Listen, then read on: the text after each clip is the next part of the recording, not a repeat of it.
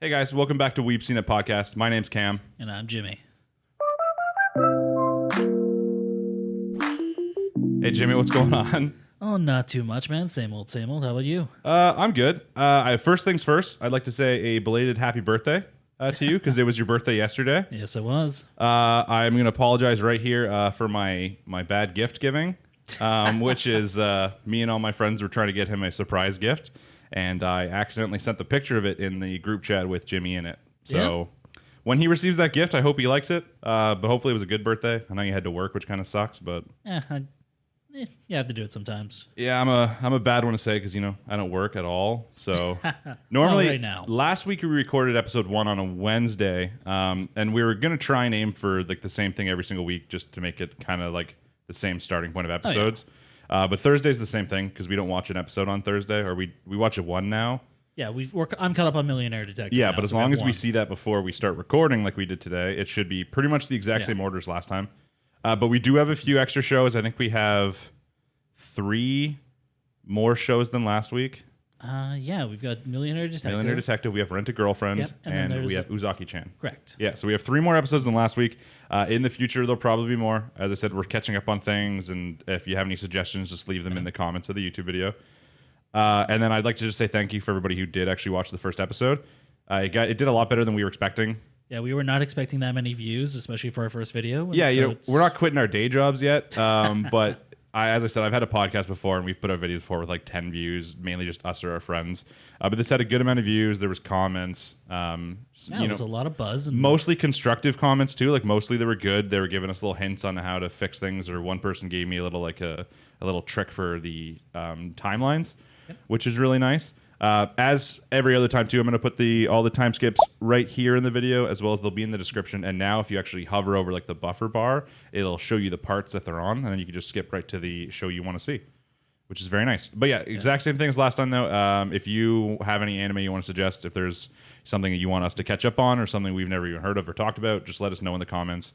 And then the whole point of the comments, too, is to do a little discussion. So, if I say something about an episode today... and you just think that's the stupidest thing you've ever heard, you just got to say it. And you got to tell me your opinion down in the comments because that's the discussion. One guy, I think one of my favorite comments from last week was the guy, he was talking about Misfit Demon Academy, and he was just discussing, he was like, I think the girl's going to turn out to be, the weapon of like the hero in like a human form. And I was like, see, this is the discussion I want. This guy's just like, hey, this is what I think is going to happen in the next episode. And I think this was this in this episode. And that's the point. That guy got it. True. But yeah, anything like that, just leave down in the comments below. Other than that, I think we're just going to get started. We're going to go right into our episodes this week, and then when we finish, this week's topic is going to be about what we will be watching for the fall anime lineup. So where to start? Let's see. Do you want to go in the order you watched? Yeah, we're going to go, because today is Thursday. Yep. So we're going to go from Friday, because I think last time we started with Friday too, and we're going to go Friday through right till what we saw today. So then the first thing is Uzaki Chan. Uzaki Chan Wants to Hang Out, I think is the full title. It is, and you just caught up on this, so you just power watched the entire season. Yeah, so we're going to start this by talking a little bit about Uzaki Chan in general, like the show. We won't get too deep into it because there is a lot of stuff about it, especially on like the internet right now. Yeah, if you take the internet culture out of it, it's not a whole lot of substance to go over, so we can keep that quick. Yeah, it's also not like I wouldn't have guessed when this show was coming out that this was going to be a show that was so talked about in the anime community and outside. Because, for what it's talked about, there are way worse things. But it's interesting, and, it gave it a little bit of hype around it. So. Yeah, it was basically free advertising, because it would not have nearly be as popular as it is. Yeah, it was blowing up on Twitter from even like a lot of people that don't even watch anime, which is pretty cool. Yeah. But like last week, how everything we talked about last week was the first time we talked about it, even though it wasn't the first episode. We'll talk a little bit more about some of the first things today, like Uzaki Chan, Rent a Girlfriend, Millionaire Detective. Yep. And then for the stuff we've already discussed previously, we'll mainly just stick to stuff about this episode. Yeah. We don't need to get into a full discussion about the show every single We time. might reference back, but we're not going to go into super deep analytics on it. Yeah, so we'll start just by talking about Uzaki in general. I don't remember when I heard about Uzaki before it came out. It was I just knew what she looked like. Yeah, I knew what she looked like, and then I didn't know what the show was called. And then when I saw it on like probably whatever like a summer anime, like what I'm watching list kind of thing, right? Of someone, they had it on there. I was like, oh, that's where that girl's from. Yeah. With the Sugoi Dekai shirt Yeah, and it's the probably the most stupid famous part of her. what about the skin snaggletooth? I mean, true.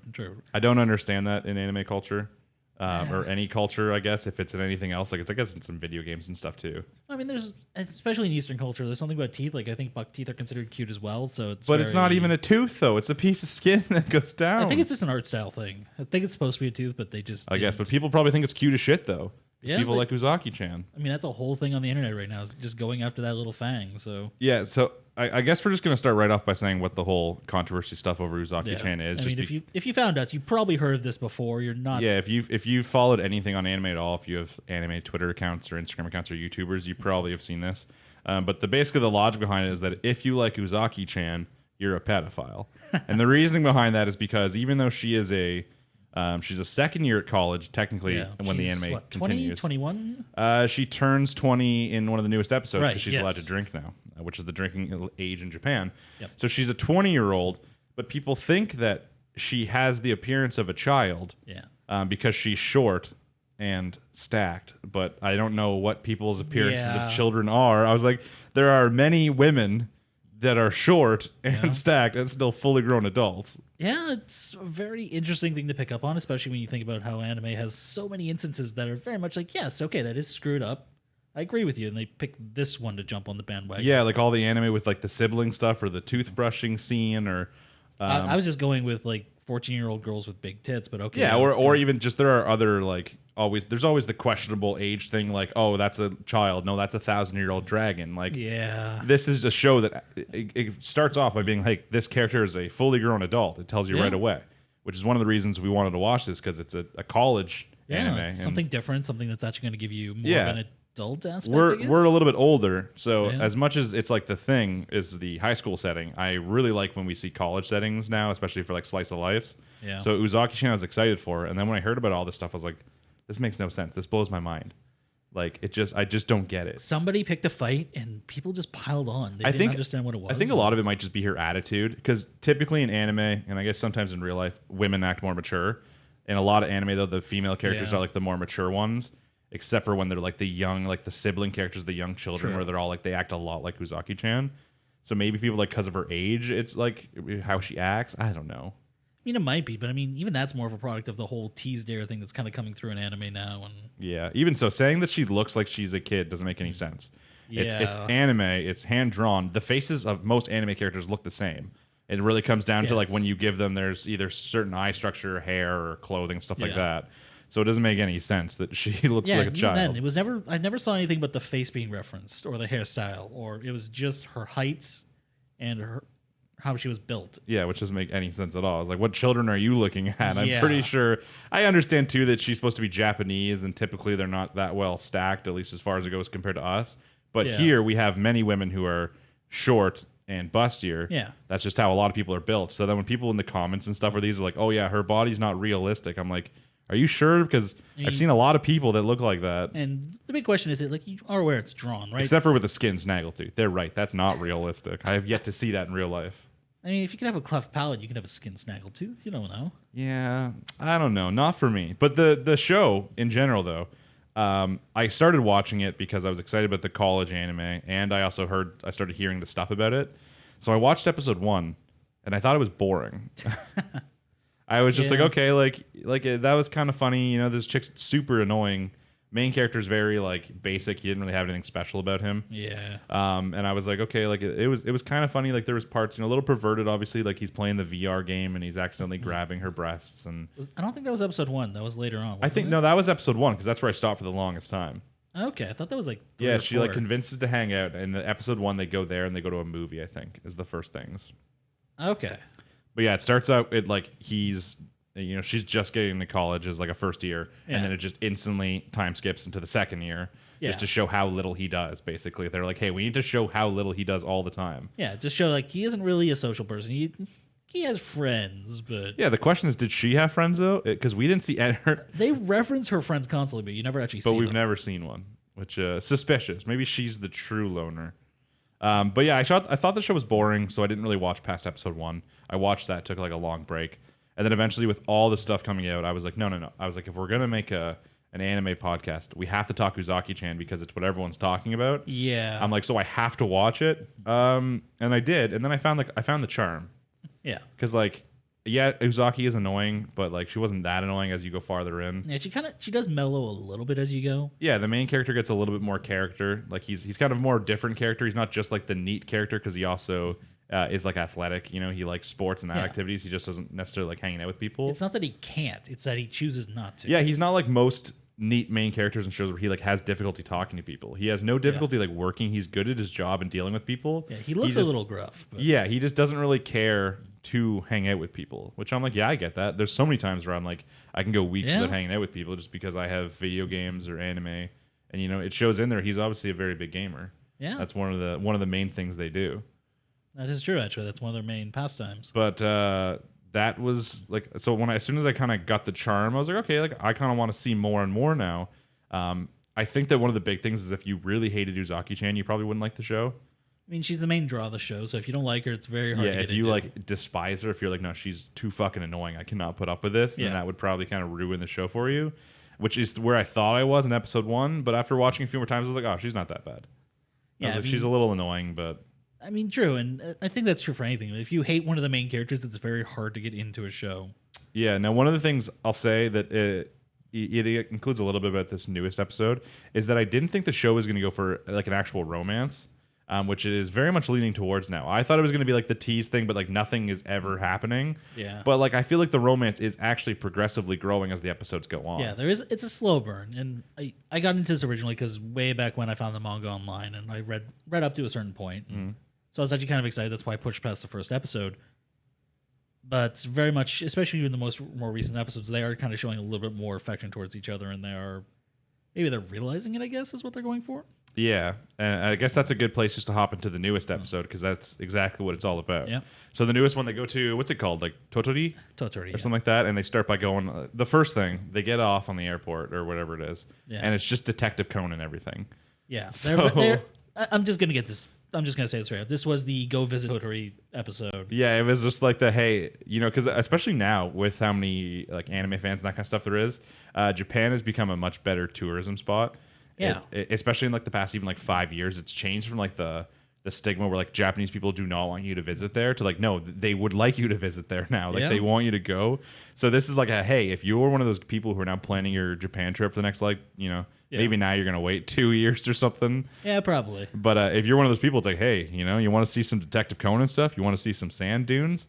I mean, even then, and like, there's so many things I see on like trips to Japan where it's like, we're going to go visit all the major anime spots. We're going to like show, like compare the photos, take photos there, things like that.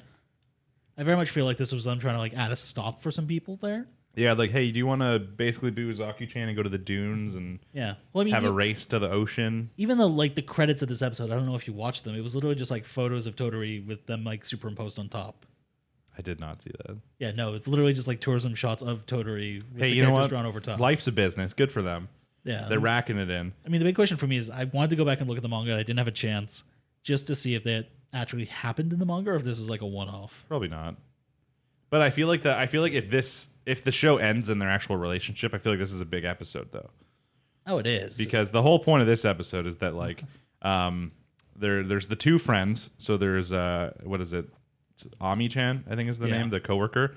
And then there is, I do not remember his name to save my life. Yeah, I have not remembered his Starts name. with an S, but it's the blonde-haired friend of the male character. And they both are scheming something, basically, which the friend is way better, okay? The friend's a simple man. He's like, hey, my friend's a loner, and he needs to get a life. He's like, he wastes all of his time. He needs experiences. I want him to get with this girl he seems to like. So I'm going to, like, set them up. Very classic friend thing to do. Yeah. The other chick, the Ami-chan and her father, they're like, hey, we like watching this. It's entertaining. Like, we don't want to really affect it. We don't want to stop it. We don't really want to start anything. We just want to watch it. And they always do their stupid, like, the I'm eating this up thing. Yeah. The two of them. And, you know, she sucks. You know, I'm saying it right now. I mean, worst girl. I can kind of understand her not wanting to try and almost ruin it in the sense of, like, pushing him too far. Bad friend. Well, she isn't their friend. Doesn't matter. Bad coworker. She is his boss's daughter. That's her relationship with him. Bad coworker. The blonde guy, though, he gets it. So Yeah. the plan here is that those two kind of come together and they plan this like trip out. Yeah. So the main character and Uzaki Chan go on the trip. I think it's because he promised her in like the previous one he would take her on a trip or something. I think they won the trip. Oh yes, they did because the kid from the shop gave him like the lottery thing. Yeah, so they won the raffle. It's like, oh, you won a trip to Toturi. It's like, Yeah, so they go there and then they meet up with the other two friends who show up, who basically both have their own plans like always. One just wants to watch how tasty this will all be. I mean, I think she was a little bit more in on it this time. Yeah, I mean, you're like the whole point is they're doing this trip and they're taking all these scenic spots to all like the love places. Yeah. There's all these legends in the area where like if you do this, then you're in love and all this. There's a shrine, there's the sand dunes, there's like there's the hot springs, like there's everything. They get the fortunes. It was like a frog where you both rub it and yeah, if you both rub it, then like you're destined to be together. yeah, and then there's like it's just basically they keep showing this one really annoying couple, like the couple you would hate to be anywhere near, who's like super lovey-dovey and like PDA and that kind of stuff, and they keep showing them, and then they show like Uzaki Chan and the main character do the exact same things, but obviously in a very different way. Yeah. And then it's like slowly the main character and Uzaki realize that it's happening, and they're like getting embarrassed and stuff like that. Yeah, then they realize like, oh shit, this is what we look like. Yeah, they're like, oh no, yeah. And I mean, it's a funny episode like always. I will say that the best girl of the show did make a brief appearance in the bathtub. I don't know. I don't remember why they showed her. It was literally just a promo video. They even Okay. had on the screen towels were used for promotional purposes. Yeah, so listen, if you think Uzaki-chan or Ami-chan or I don't know how many other women are inside the show that have been named so far, I think it's just those two. If you think they're best girl, you're wrong, okay? Because the best girl is Uzaki's mom, 100%. 100%. The episode where like she thinks, I don't know exactly what the brain thought. She's like watching basically some sort of like soap operas about like older women falling in love with younger men and like cheating on their husbands, and then she sees the younger man come to her house and she's like, oh no, and like she thinks that he's like in love with her and that kind of stuff. She misconstrues everything. Yeah, like she like thinks her daughter's bringing this man over to take her or something like that. It's just like it was a funny episode. Yeah. And I was like, oh yeah, I was like, Uzaki-chan's mom, best girl, can't wait. I mean, I do like her. I don't know if I'd say best girl. There's only two other girls and she's the best one. I don't know. I never sat down and picked a best girl out of the show. Well, we know it's not Ami-chan because she's the worst girl. I don't remember. I don't think there was anything special. I didn't watch the preview for the next episode. I typically try to avoid them unless there's. I did watch the Rent a Girlfriend ending this week. We'll talk about that when we get to Rent a Girlfriend, which I think is next. Yeah. But I don't think there was like a cliffhanger ending. I don't think there. Oh no. Rarely ever is. Except for the Toturi one, because I think the other episode did end with them arriving. And it showed all the Detective Conan stuff, and the next episode starts off with it. I don't know if they actually showed it. That might just be my memory failing, but I do remember it ended with them winning the trip. Yeah, so I mean, I don't think anything special happened. This is not really a show we can try and predict what's going to happen on the next episode and where the story's going, because it's Uzaki-chan.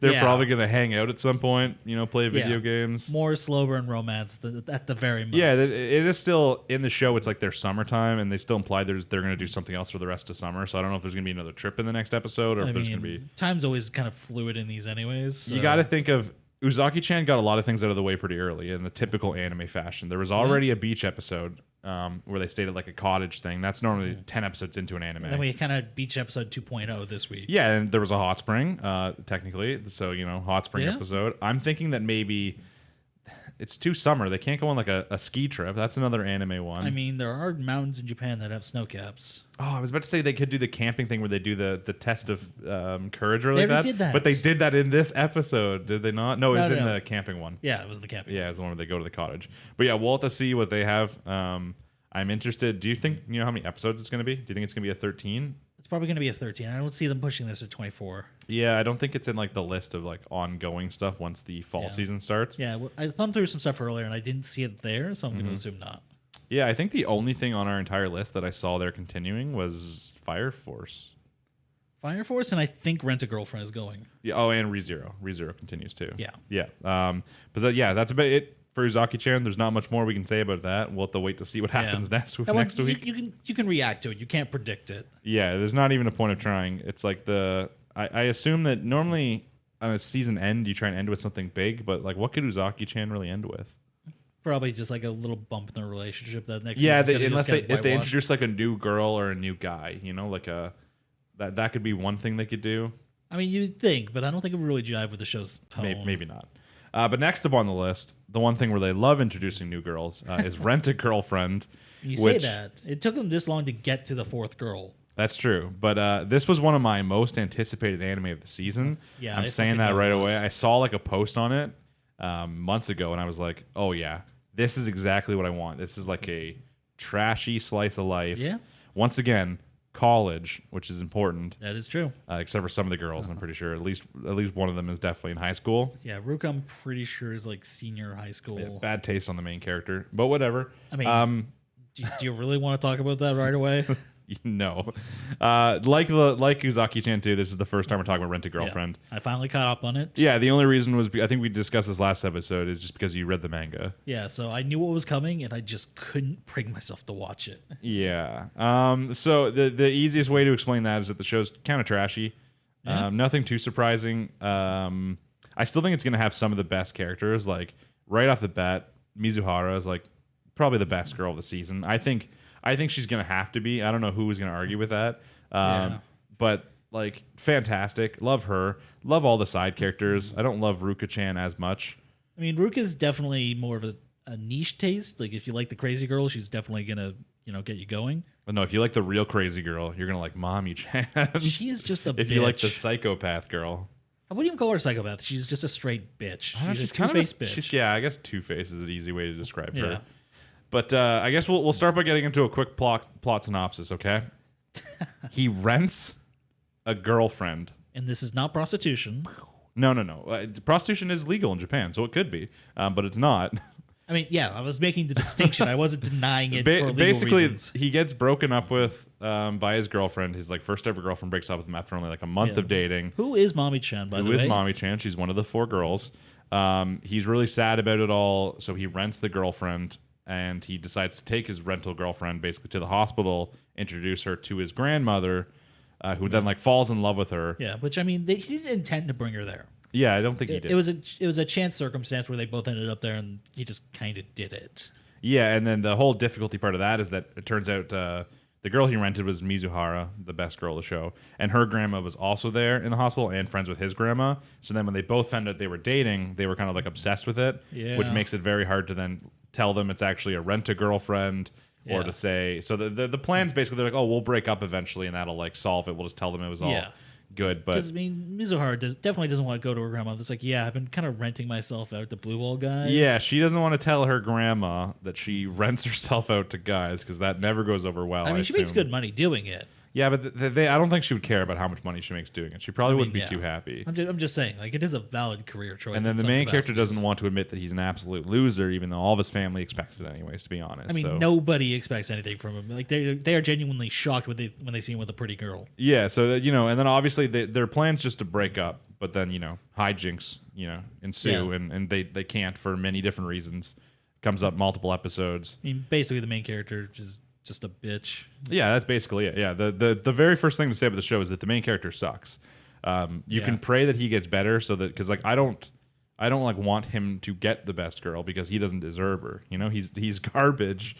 I mean, I kind of want him to improve himself so he has a chance. Yeah, when trying to explain why he sucks, other than he is very cringe. That's a very simple word to describe him. Think of all the negative nerd stereotypes you can think of, and he's got most of them without any of the redeeming qualities. Yeah, he also just like he's not confident. Like he's really negative. And then but then he always it almost seems like he's like being really negative in front of these people as if he's trying to bring up something from them. Like he's basically wants pity instead of like trying not to show and then getting accidental pity. Sometimes it's like he's asking for it. Yeah, it's his only way of interacting with people almost. Yeah, and then like even early on in the show, basically while he has Mizuhara as a rental on a date, and then his ex-girlfriend's there, he basically is just an absolute tool in that too. Yeah, his ex-girlfriend keeps like making fun of him, and then his rental girlfriend tries to stand up for him, and then he kind of like doesn't defend his rental girlfriend for standing up for him, and it's just he agreed with his ex-girlfriend who was dissing him. It's kind of a bad start to his character, isn't it? Yeah. So the general idea of the show is it's like, which girl will he choose? I'm assuming is supposed to be what you're wondering.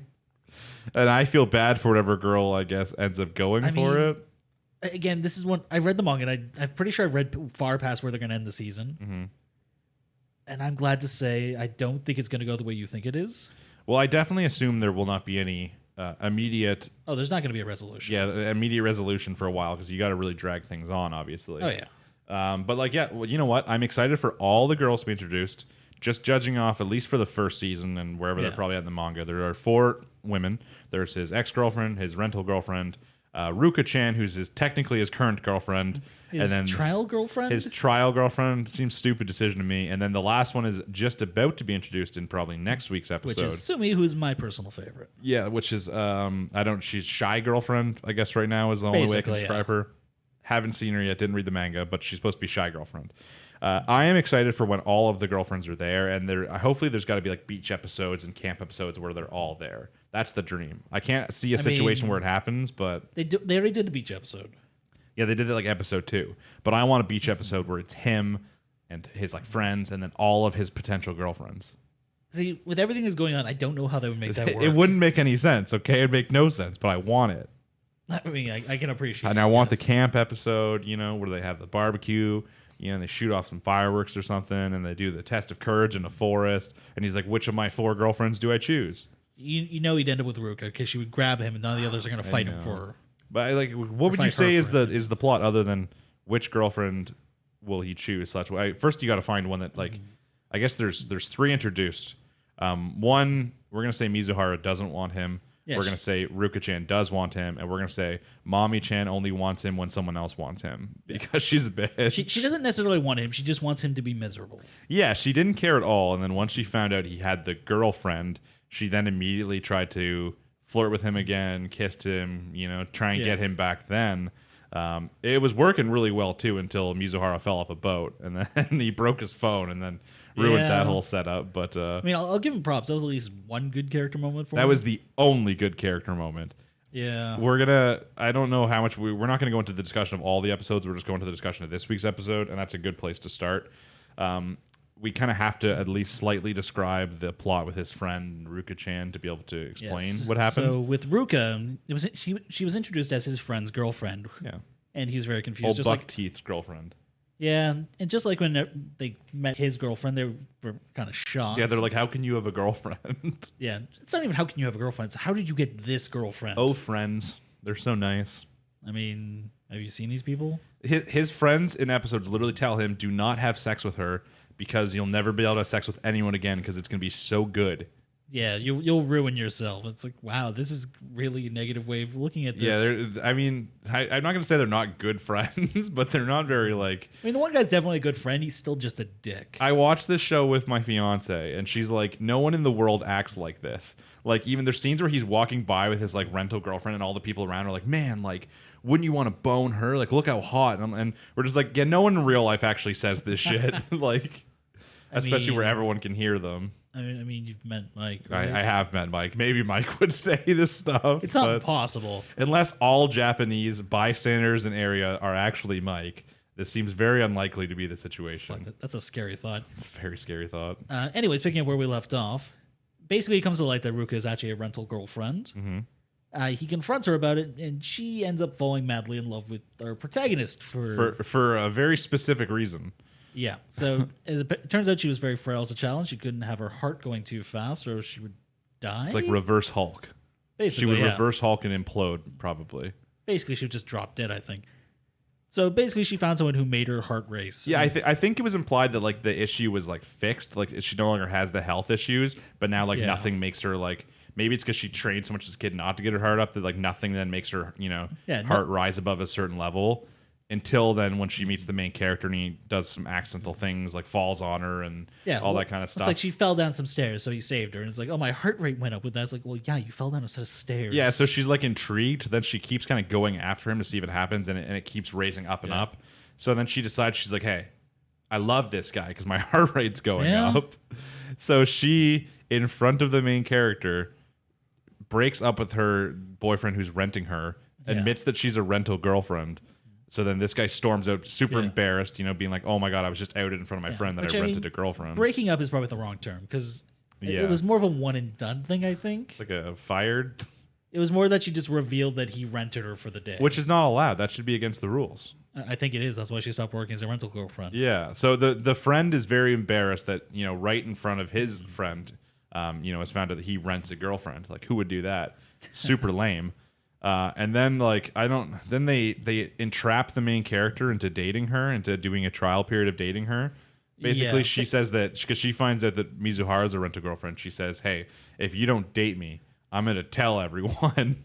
Basically, yeah. Which the more I think about it, the more I think that's like blackmail. Yeah, that's not allowed. But for some reason, they go for it anyway. So the main character is now currently dating Ruka-chan on like a trial basis. Which is basically all the annoying parts of a relationship without any of the fun parts. Yes, but now he realizes that he loves Mizuhara, so all he thinks about is renting her out more while he's got this trial girlfriend. Let's face it, he would go after pretty much anything if it was the first thing he went, That's first true. thing after Mommy. But I can't blame it because Mizuhara's the best anyways, though. Yeah, so. yeah. But yeah, honestly, at this point, he should just date Ruka-chan and cut his losses and just walk out, and the show should just end there. I mean, how long do you think it's going to be before Ruka gets bored, her heart rate stops going up, and then... Never, because it's the show, and they need all the girls to want him at some point. I mean, I don't think Mommy's ever going to want him again. Yeah, we don't want Mommy. Which I'm not going to lie, I hate that name. Yeah, it's very annoying, because what's Daddy Chan? Exactly. I don't like it. Oh, yeah, Oh, is your headset out? Yeah. Yeah, I don't like Mommy Chan at all. Mizuhara, Ruka. Why can't I remember the main character? Why can't I remember all? Is it bad I can remember all the girl characters, but none of the... Kuribayashi. Is that actually his name? I think so. That's what they call him Kazu, don't they? That's right. Yes, okay. I was like, this is just what I wrote down because I'm horrible at note taking. Yeah, I mean, that's probably something we'll figure out as we go. It's like, wait, how detailed of notes do I want? Because I don't typically like looking at my phone tons, but by the time we get to today's Thursday and we're talking about this show happened all the way last Friday. Yeah, it's like how much do I remember of what happened? Like what's actually from the newest episode and what's like before that? Yeah, so I mean that's we were just giving the brief information about basically a situation. So then in this episode, or at the end of the last episode, Kazu's just trying to make it up to his friend. He's going to reveal that he actually rents his girlfriend as well to make him not feel so embarrassed. And he's going to send his rent-a-girlfriend, Mizuhara, on a date with his friend to make him feel better. Which has a really weird implication. Yeah, that's what I wrote somewhere in my notes. I was like, this seems weird and wrong. I was just like... There's a big capital NTR in my notes here, and I think I don't like that I know what that means. Yeah, I said that's a really weird way to solve your problem. And I was like, that is technically treating her like an object. It's like, it is literally treating her like an object. Even the guy's like, what is going on here? Yeah, the theory, and they say it in the episode too, is that she is such a good girlfriend, even in a rental, that no way will anyone not want a girlfriend after they've went on a date with her. Which, I mean, I think I'm gonna side with the friends here. It's like it might just make it harder to get a girlfriend down the line. Yeah, that would just make me more upset. It's like, oh, I want this girlfriend now, though. Yeah, it's like even if you get a date with another girl, it's not going to be the same quality because you're with an actual person who isn't putting you first and everything. Yeah, so it's a very weird way to solve the issue, but you know what? It works. The main character and his friend laugh off the whole thing. His friend makes fun of him for having a rent-a-girlfriend. Doesn't make much sense, but they laugh at each other basically. I think he was laughing more at the fact that like you have to keep renting her. Yeah. Now my big thing here is that while all this truth is coming out, there was no mention of the fact that he is now dating Ruka-chan, because like that's still a thing they're gonna keep secret from him because they don't want to be like, hey, by the way, like she broke up with you there. She like fired you as like because she wanted to date me. Like that would make his friend also feel terrible. I mean, I think I would tell him that she's psycho and he dodged a bullet, but yeah, I know, but like think about how bad the friend will feel in that situation. I mean, I feel like that would have been the time to tell him and just be like, hey, the only reason I'm doing this is because now you know about Mizuhara, my grandma, and that kind of stuff. And the only reason I'm doing this is because she's blackmailing me. It would have been a good time to come out. I mean, yeah. I don't know if they're going to bring it up again, if like he's going to see them at one point. I mean, I feel like he's really trying to pretend that the Ruka issue isn't happening. Yeah, probably. Like that's how he kind of addresses all his problems. Is like hope it goes away at some point, and then just address it if it becomes too bad. Yeah, and then the end of the episode was basically just getting us pumped for the next girl. Yeah. The introduction of Sumi. Yeah, they have their little meeting on their balcony, and she says, "Hey, like I know this girl. She's just getting into like the rent-a-girl friend business. She's like too shy to have customers. Will you go on like a date with her? It's completely free, and just kind of help her." And he's like, I mean, yeah, why not? He's like, for some reason, I don't have enough rent-a-girlfriends. I mean, free dates? Yeah, sure. Yeah, I guess. But I mean, he's probably going to have to pay for food and stuff. I don't know. But yeah, and then that's just supposed to get us pumped for next girl, who's the redhead one, who's a shy girl. Yeah, well, she's been featured in everything that's come out so far, so I'm surprised it took them this long. But Yeah, and I mean, like, okay, now here's how old is she supposed to be? 'Cause she looks more young than Ruka-chan. I'm pretty sure she's a freshman in college. Don't quote me on that. Oh no, they did. You know what? In the newest episode, she said she's 1 year. She said like Yes. she's a freshman at her college or something like that. So yes, I knew that I felt less creepy about her than Ruka. So. yes. For some reason, the only reason I remember Ruka was in high school is because she came in, and I think wearing the high school uniform. Yeah, and even her character introduction is like, oh, she's like a little sister idol rent-a-girlfriend. It's like, that's just a really fucked up sentence. Yeah. The only other thing I have in my notes is that Kazu sucks. He's just like his way of solving issues. I just hate. It's like, hey, I understand. He's like, I need to make my friend feel less embarrassed with the situation. So he's like, he's being like the good guy. And he's like, I'm gonna just reveal my situation. Yeah, which even if that's like deterring for me, that doesn't help me and that kind of stuff. He's like, I'm gonna do that anyway. I can kind of understand what he's going for there, but you can do something a little bit less. Yeah, and like his logic still about like no one would not want a girlfriend after going on a date with her is just like. Yeah, but like that, it could just make him depressed for many different reasons because he'll never get a girlfriend as good as her. Yeah. Like your girlfriend who's literally putting you first in every single aspect just doesn't exist unless you're paying her. The idea was because like I think in the last episode he like said they found his secret Twitter account and he's like I'm never gonna love again. He's like I refuse to go out with women or anything like that. So they're like oh we need to find a way to get him to solve this. So yeah, I mean I feel like for what he spent on the date he could have just bought him a hooker and called it a day. Yeah, this guy needs to get fucking better spending habits. The other terrible thing about Kazu. Yeah, he got a job specifically so he could support his habit of renting women out. Yeah, and he has like this savings that he's using up on renting women out. Which I don't know if they showed it in the show, but that is some money his family gave him specifically for his college life. Yep. So and then he got a job. He's like, what should I do with my first paycheck? He's like, I guess I'll buy my friend a date. I'm like, you could save the money. I mean, to be fair, his first reaction was to buy himself an all-day date. Yeah, that's true. He was like, yeah, all-day date with Mizuhara. I'm like, that's just. Why don't you go on a date with your real girlfriend currently, your trial girlfriend? I mean, I don't think I'd want to do that either. Maybe he'll love her. Maybe he'll find a way. But that's pretty much it for Rent-A-Girlfriend. We know what's going to happen next episode. Yeah, I do have one thing I want to mention. Something about an actual quality increase I've noticed. Okay. Something from the manga I always liked is that his fish are constantly insulting him. Like there's just like a little speech bubble. Yeah, and they did that. Yeah, they showed it in this episode. Yeah. I was actually like, oh, that's a nice little touch. And then me and my fiance did finally watch the ending too because you told us to watch the ending, where it's just like they're all like cheerleaders dancing, and he just has like a can. And he's just like shaking it the whole time, and at the end, it's just him throwing a tissue into the trash bin. Yeah, that's how it ends. Yeah, so it's kind of a good the can summary. probably exploded. He probably cleaned it up with the tissue and threw it away. That's probably what happened, I assume. Next up on the docket is the newest episode of Fire Force. So Fire Force episode 11, yes, which would have come out on the same Friday, so the big Friday with 3 different episodes. I didn't have a lot to note here because this was a very strange episode. It had a lot of lore. It had a lot of backstory. And it had a lot of not main characters. Yeah. Most of the episode focused on Joker and Benimaru. Which I will admit, seeing Benimaru was kind of nice. Cause I mean, they're both cool characters. Yeah. Joker, like when the show first started, Joker was like, oh, this is the villain. Like he's going to be the bad guy or like on the team of the bad guys. Yeah. But he's really not. He's on like the team of the anti-hero bad guys with him and the he openly scientist. refers to himself as a dark hero. Yeah, which was cool because obviously the whole point of the story or like one of the things is that Shinra, the main character, always calls himself a hero. Yeah. So this guy being the dark hero is very cool. Plus Benimaru being the strongest like Fire Force soldier. He's tough as nails too. And then the two of them are basically just breaking in to go into like they're breaking into Amaterasu, right? It's the high seat of the church. Okay, so like where Raffles the Third is, or the episode was very strange because like we only got a very small amount with any of our main characters, like the main crew from like the 8th division. It was a little bit of like wrap up from the previous episode, and then we got to see what's his name, the Doctor. The Doctor, like the scientist doctor. Yes.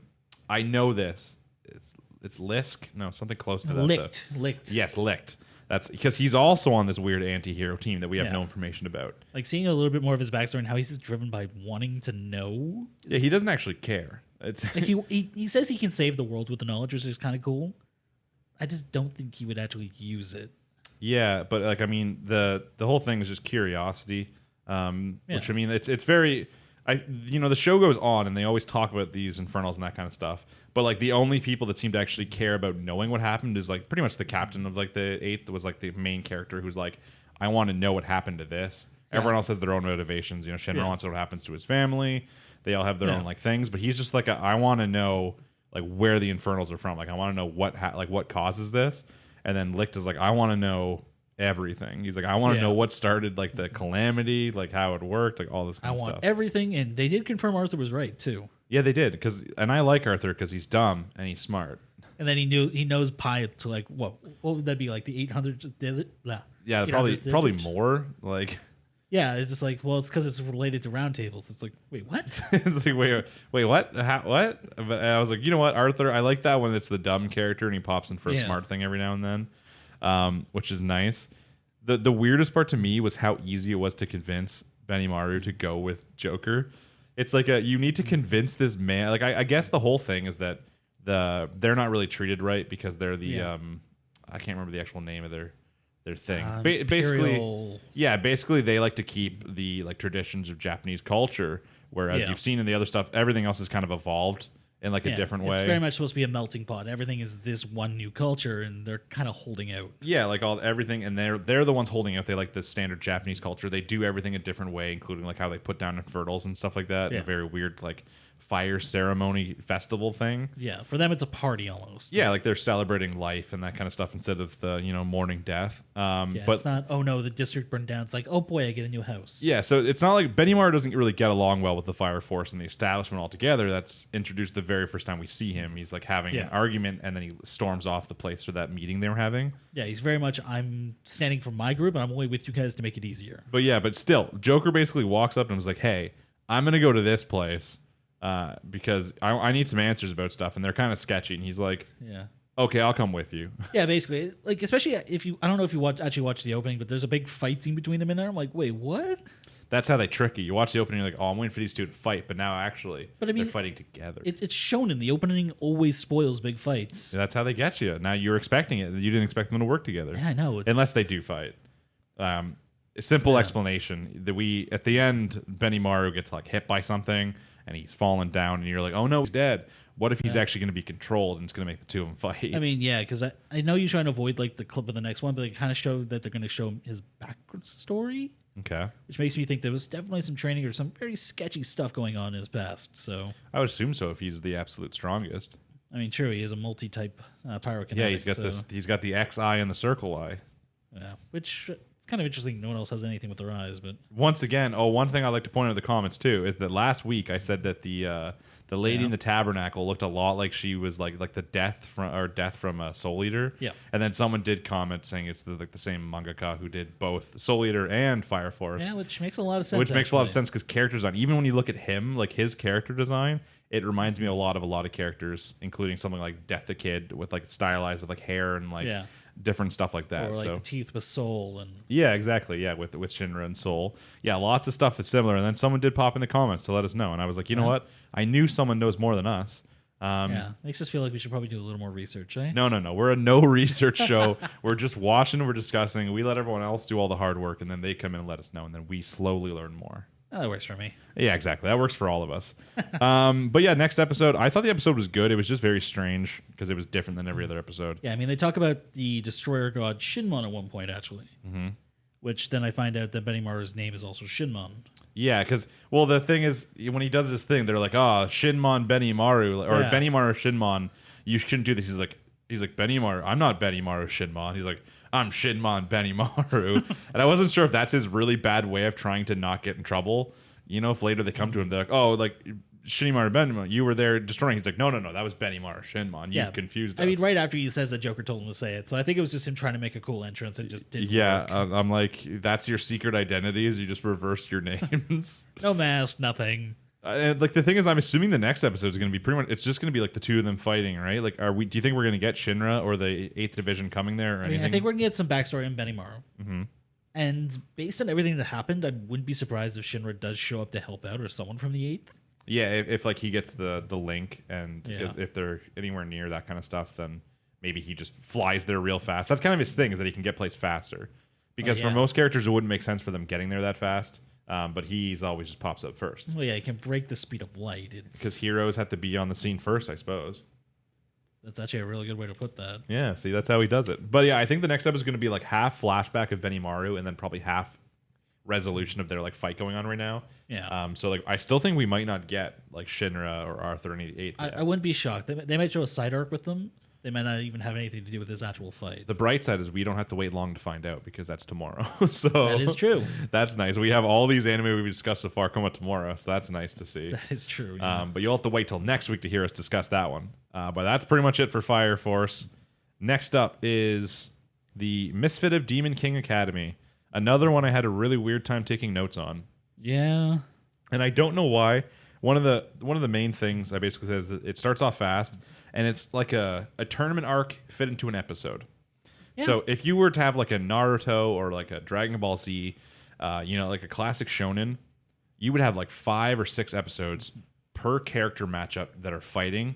This, they just do it all in one. Yeah, I mean, even modern shonen, which is a little bit more streamlined, would still probably do one fight per episode. Yeah, you would at least like it's like even in something like God of High School, if it's like a Mira episode, it's like her episode. It's her fighting one other person with like some background, like some flashbacks thrown in, that kind of stuff. But this is like we're just gonna shotgun all these together. Yeah, it's like I can never remember any of these people's names, and they're not even Japanese names, so I don't even have an I think excuse. that's why we don't remember them. Sasha Necron. Misha Necron. And me. Okay, so Sasha is fighting. It starts off with Sasha fighting the brute strength guy. I don't remember which number he is, which soul. I don't remember. But she's fighting him, and it's like 2 minutes less, and she just wrecks him. Basically, I mean, there was a little bit of back and forth, like a little bit, but it was all like a lie. He basically thinks he kills her, and she's like, "Nah, it wasn't even me the whole time." It wasn't even that. It was like more like, "Screw you, your badge is poisoned. Now go die." Yeah, and it's basically really fast, and you're like, "Oh, I thought this was going to be the whole episode," and then it flashes over to, oh my god, his name's not hard either. We got this. It's only like 3 letters. I keep wanting to call him Cannon, and I know it's wrong. I want to call him Lad. His name's not Lad, but it's close to that. Oh man. Sword Guy. So Sword Guy. Sword Guy is fighting Sword Kid. Okay. Which I remember that the Sword Kid has 2 stigmatic swords. Yeah, so one sword basically, it's like you can't like heal the cuts that happen on it. Is like the whole thing. Well, if he cuts you with one, then cuts you in the same place with the other, then you can't heal them. Yeah, so basically, you'd cut like an arm off and you cut it there again, and then no matter what happens, you cannot heal the arm back. Except for our main character already said, "Yeah, no, I can heal that." Yeah, he says like I can heal stigma. He's like I can't heal like the excessive light stuff that fast, but he can heal the stigma stuff. Yeah. But yeah, basically it's like you got your sword boys fighting together. Obviously, you always got to fight people of kind of similar things. And then same thing. He's like, "Oh, you can't use these hero swords," and then he picks up the hero swords and just guffs them. Yeah, he openly admits he's like, "I could use these now to like cut your arm off or like injure you so you can't heal it." He's like, "But I'm not gonna. I'm just gonna use the one sword." Yeah. So once again, showing the demons are the real good boys. Yeah, I mean, even then, like it did serve like as a little bit of character development because he's the reincarnation of the guy who can use any sword. Yeah. So that's true. And one day we'll get his name. I feel like I'm really close with Lad. I know that's not actually a name. I want to say it starts with V, and I know that's wrong. That would be Vlad, and it's unfortunately not Vlad. But it's so close. Lay. Is it Lay? That's it. Okay. I was like, it's right there, but it wasn't quite. And like I was thinking like Viz, which I know is completely wrong. Yeah, I mean they're not the easiest names like Ano Savoldi-Gold. It's not like Japanese. It's not really English and. It's I want to make up demonic languages and I don't know where to start. Yeah, it's probably like a little bit of Latin thrown in with a bunch of really dumb, Google name generators. But yeah, so then their fight finishes, and then I think we go over to Anos fighting. He's fighting the glasses one. Yeah. And then it's revealed that like the girl comes in. She's like the silent girl who's just. Well, I mean, let's open with the fact that they attack him and he just basically bitch slaps them all. Yeah, it was just a no-go. But then what happens is like any shonen where, a little bit, one episode, one goes up to 6% power, then the next one goes up the next episode. Yeah. And it happens all in like the span of 5 minutes. So there's so many back and forth times. Which I mean, in a real fight, that's a little bit closer to how it would go. Yeah, but my favorite is basically the heroes use a spirit bomb in a way. All the people of the local like capital are giving them their positive energy, which is powering them up. And they're like, "Hi, you can't compete with the million of people supporting us." And he's like, "Well, I only need 8. And he gets his fan club to do like a cheer. Yeah, they sing a song. They sing a song, and that's what powers him up. So they're like, nah, it doesn't matter. 8 people can't compete with 1,000,000. Then they like shoot like a laser, and then he shoots a laser beam at them, and it's more powerful. Yeah, it's like it's not the amount of people you have; it's the quality of people you have. Yeah, and the people in the town weren't even singing a song; they were idiots. I mean, I don't think that was the You qualifying need statement. to cheer and sing. I think it was really just more like, yeah, go get the. I'm demons. pretty sure at one point the hero he's fighting is like, I hate this song, make it stop. And like it was so funny, and I was like, I was like watching, I was like, what is happening? I was like, they're singing a song now. Once again, this show's endless struggle to figure out if it's trying to take itself seriously or not. They have choreography. Yeah, they're like, I mean, I guess there was like his fan club basically.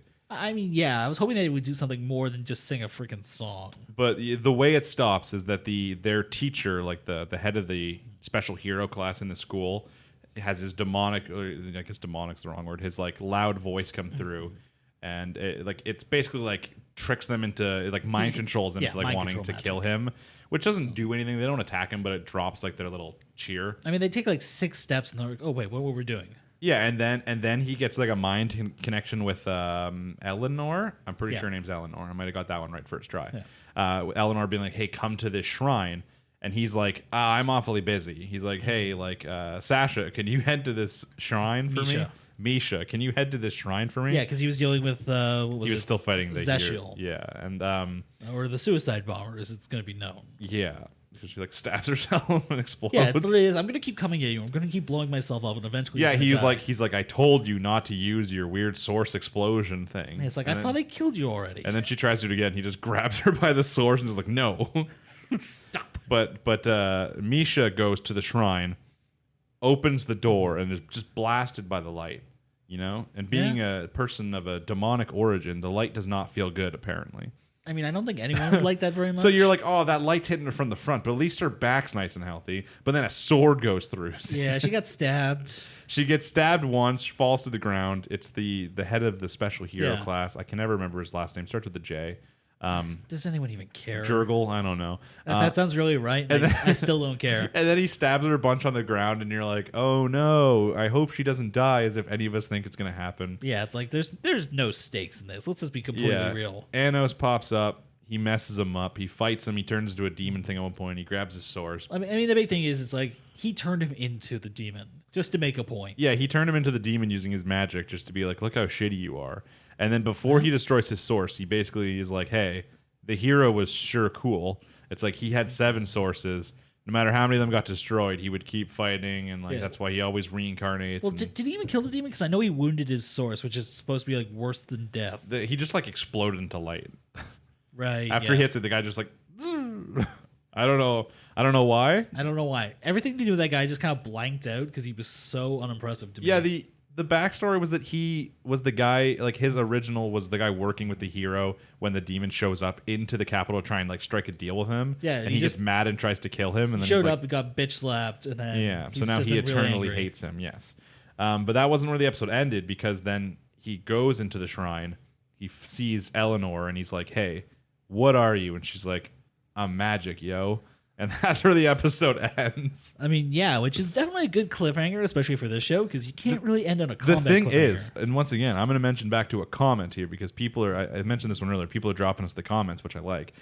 Someone in the comments said that their thought was that she was going to be like his sword, which makes actually a lot of sense. This was before this episode came out, but they thought she was basically going to be like a human personification of the hero canon sword. And when the shrine opens and the light comes out, which is the shrine where she's in, and then Anos is holding Misha, he mentions that like he can heal the stigma, but he can't like heal the light right away. And then she's like, "What is the light?" And he's like, "That's the light of the sword." He mentions like the name of the magic sword. So that person might end up being right. Yeah, that's at least where it sounds like we're going right now. But that does sound really accurate. Yeah, because it would kind of make sense too as to why, because there's like some sort of weird connection between her and Anos too. And that would have been the sword that technically killed him. So that actually is true as well. Yeah, that would have been the sword that struck him down, destroyed his source, and caused him to be reincarnated. Yeah, so we'll have to see when we get to the next episode if that person's right. But I liked that person's comment. I was like, you know what? You're thinking harder than I am. I thought she was just going to be another one of the hero sources because he's got 7 of them. I mean, I'm not gonna lie. I thought she was gonna be like the true reincarnation. Yeah, I thought that's where they go, but I was like, no, they got to make that one blonde at least. I mean, it's not always about hair color. In anime, it's always about hair color. But we'll have Are to. you one of those guys who says a waifu can't be stand out unless they have colored hair? No, that's not true. Mizuharu's hair is brown. She's best girl. Of course, you go with her. Actually, she has like a little red at the end. But yeah, that's all for Demon Academy. I was actually able to talk about that longer than I thought. It was a very action-packed episode. Yeah. And then we're gonna get some more lore in the next episode. I'm assuming it's gonna be most of these shows are gonna probably be 13-episode animes, so we might be getting the end of season 1. That is true, actually. Yeah. Which would kind of make sense. This would be episode 11. So there's either 12 or 13 episodes normally, which means you'd either have like maybe he'll have to end up fighting her, but then he'll because she's probably controlled by something. He'll go and destroy the thing that's controlling her like every other time he fights, and then they'll be fine to be friends. Pretty sure she's the source of the one who's like suicide bombing. Mm-hmm. So that's the whole reason he showed up. Yeah, they have to be connected because she openly said she's like, I'm the only one who could stop her. Which my big question is, what's happening with the guy he was fighting? Is he just standing chilling? In a field? He's just standing in a field going, what the hell? He's like, where'd he go? I was fighting that guy.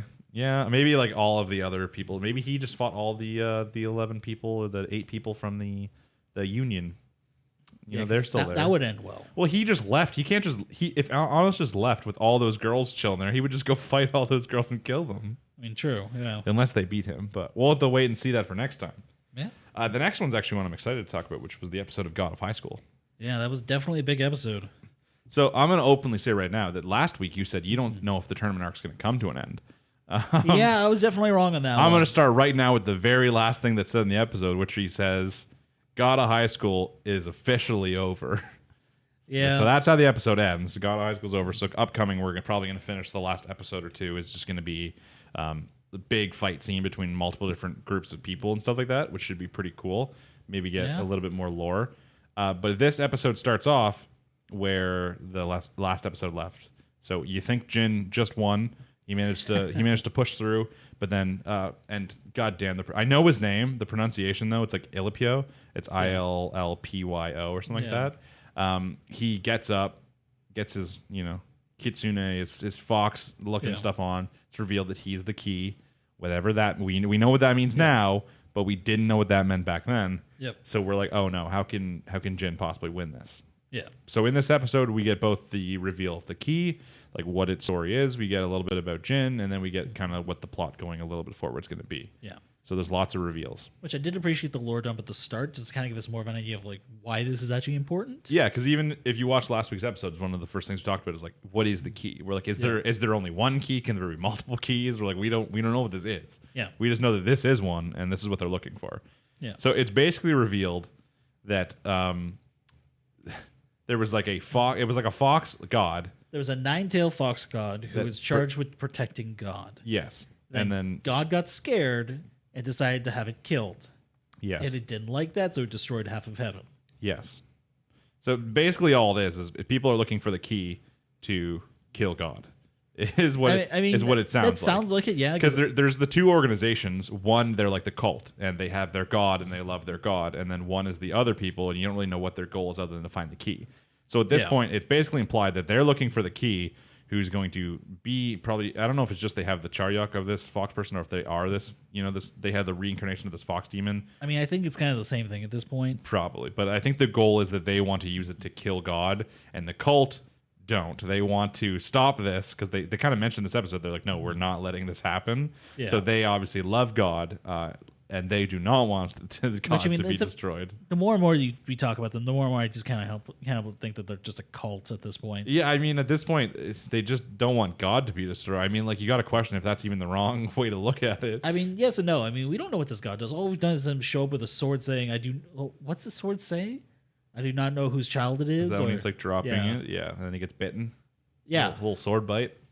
Yeah, so you get that information at least. So you're like, okay, it makes sense now. The key is, some sort of reincarnation of the fox spirit in some sense.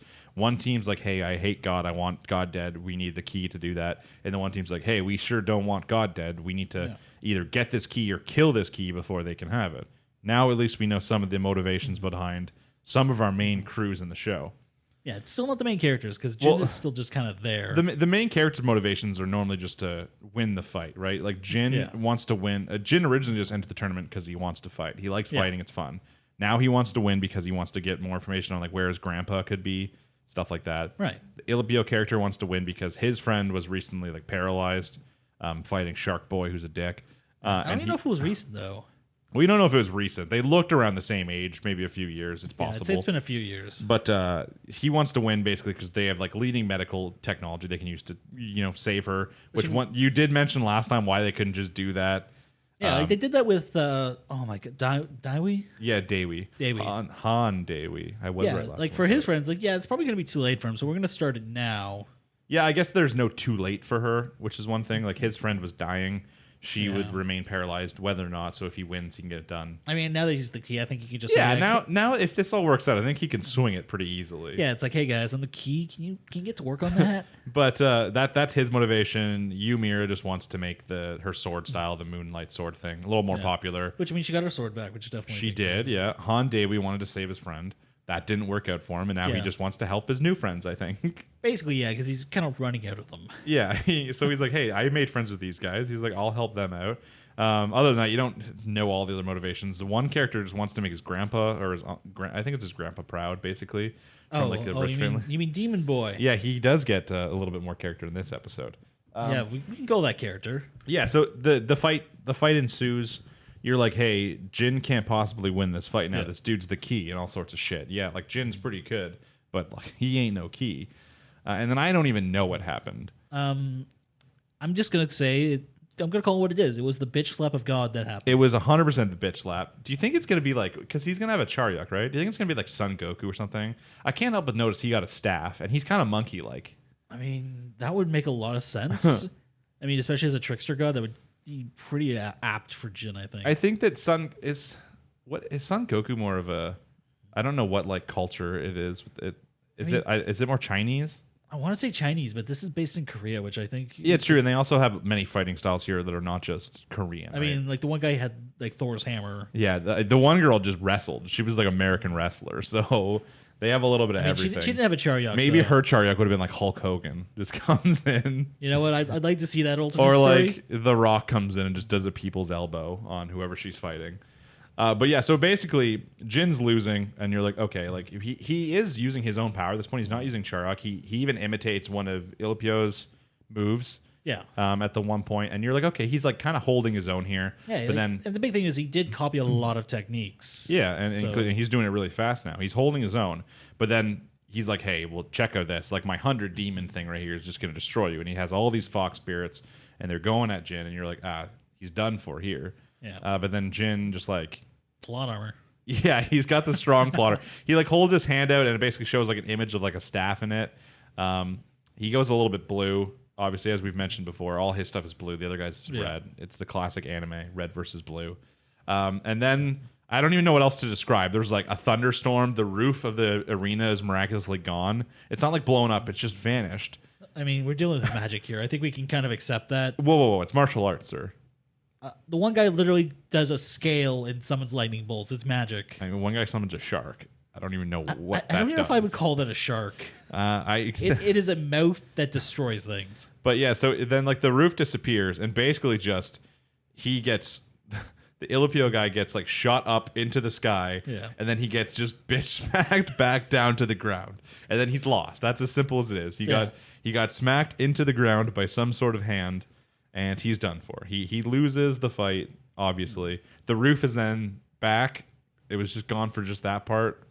I mean, I feel like it's almost like any fighting game. When you pull that special move, the environment doesn't actually I just want matter. to know. I want to know from the view of a viewer there. If you're just one of the people watching it, is the roof gone there? Do you see a hand smacking him down, or do you see like a kick and then the guy's on the ground? I mean, that's my big question because we've seen a lot of weird stuff. Yeah. Is it stylization? Is this like a wow? Look how cool this guy? Or like is this a Demon Slayer where like there isn't actually water on the sword? It just looks like that because it looks cool. Yeah.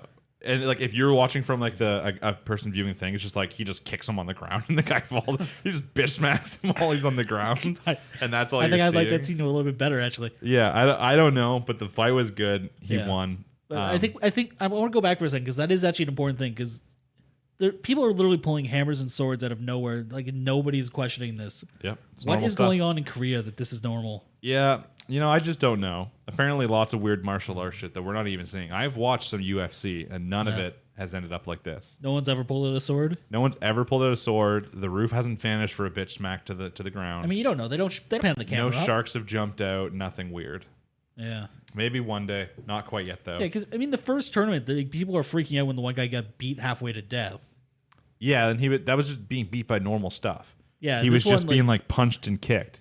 Yeah, this one, like, somebody has a spike come out of their chest, and everyone's like, ooh. The show, like, escalated very quickly. Like, earlier I was like, wow, like, people aren't thinking it's weird that this dude just kicked someone, like, 10 feet in the air. Like, that's what I thought was, like, people would be like, that's weird in the beginning. Yeah, and on the other hand, everyone was like, man, the other tournaments were a lot cooler for the preliminaries. Like, yeah, shit was blowing up. And yeah, that's what, because all these other people already had, like, all the people we're seeing that they're fighting now already had their Charyok by that point. So they're already doing ridiculous shit. No one had it inside this. I think the prison guy had it at the end, right? I don't know if he did. Or something close to, maybe like a... I think he was on the brink of it, but he was just using like a really refined fighting style. Yeah, I mean, he was a cool character. I mean, he was. I mean, for a basic bitch character for the first, like, 3 episodes. Yeah, I honestly thought he would stick around longer. Yeah, I didn't know exactly how they were going to span this tournament arc out. Yeah. I thought maybe they were just going to, like, do it like just their prelims were like season 1. They'd get into the other stuff later, but no, they're just doing it all. Yeah, I mean, I feel like Crunchyroll wants to get to a good ending point before they get into Noblesse next season. So yeah, that's fair. So after the fight, like, you would normally think that after the fight it's going to go to the next episode, but not quite yet. Then you have basically the pure energy from when, like, the key was made or, like, summoned affected one of the previously pretty beat up contestants to the point where he was, like, becoming a demon and he was, like, absorbing people in and making him stronger. A bunch of weird shit, and he's, like, rampaging through the hospital. He is fighting the shark guy along the way because the shark guy's a dick. I mean, I don't know if I'd call him a dick in this circumstance.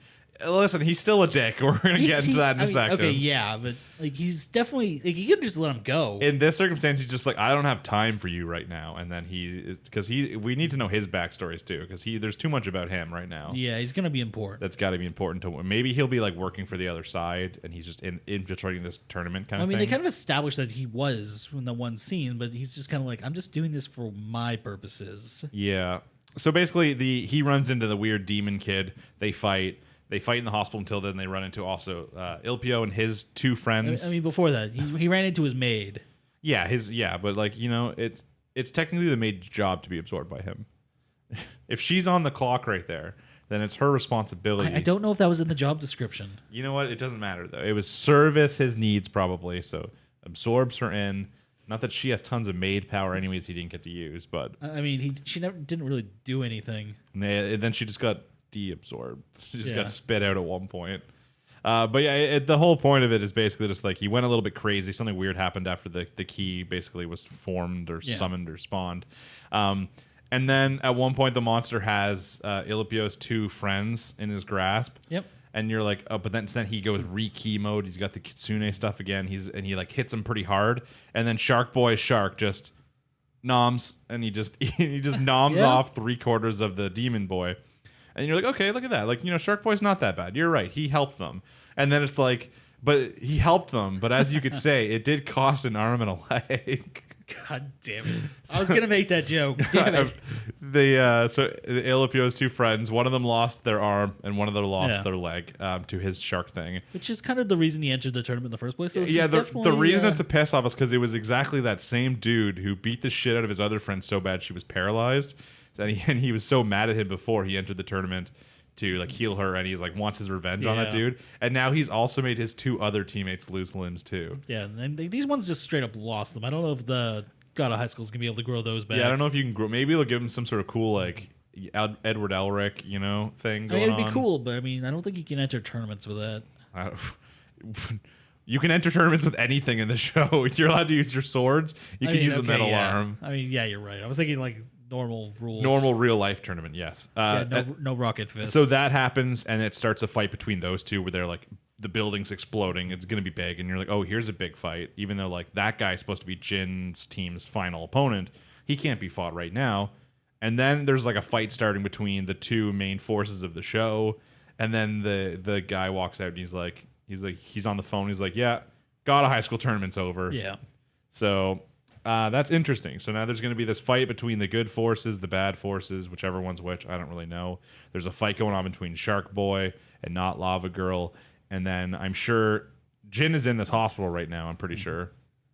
So he's probably also going to pop in and join in this fight, I assume. Yeah, because he was talking to them not too long before this happened. Yeah, he so left. They came back with the snacks, and that's when everything happened. Yeah, so he's not going to be too far off. Yeah, so he's going to probably be in the hospital. He's going to join this fight. So I don't think we're just going to get the final fight between the two teams. Oh, for God, like the God of High School. It's just going to be part of whatever happens throughout this whole story. I think what's thing. going to end up happening is we might get to see what Daiwi's Charyok is going to be.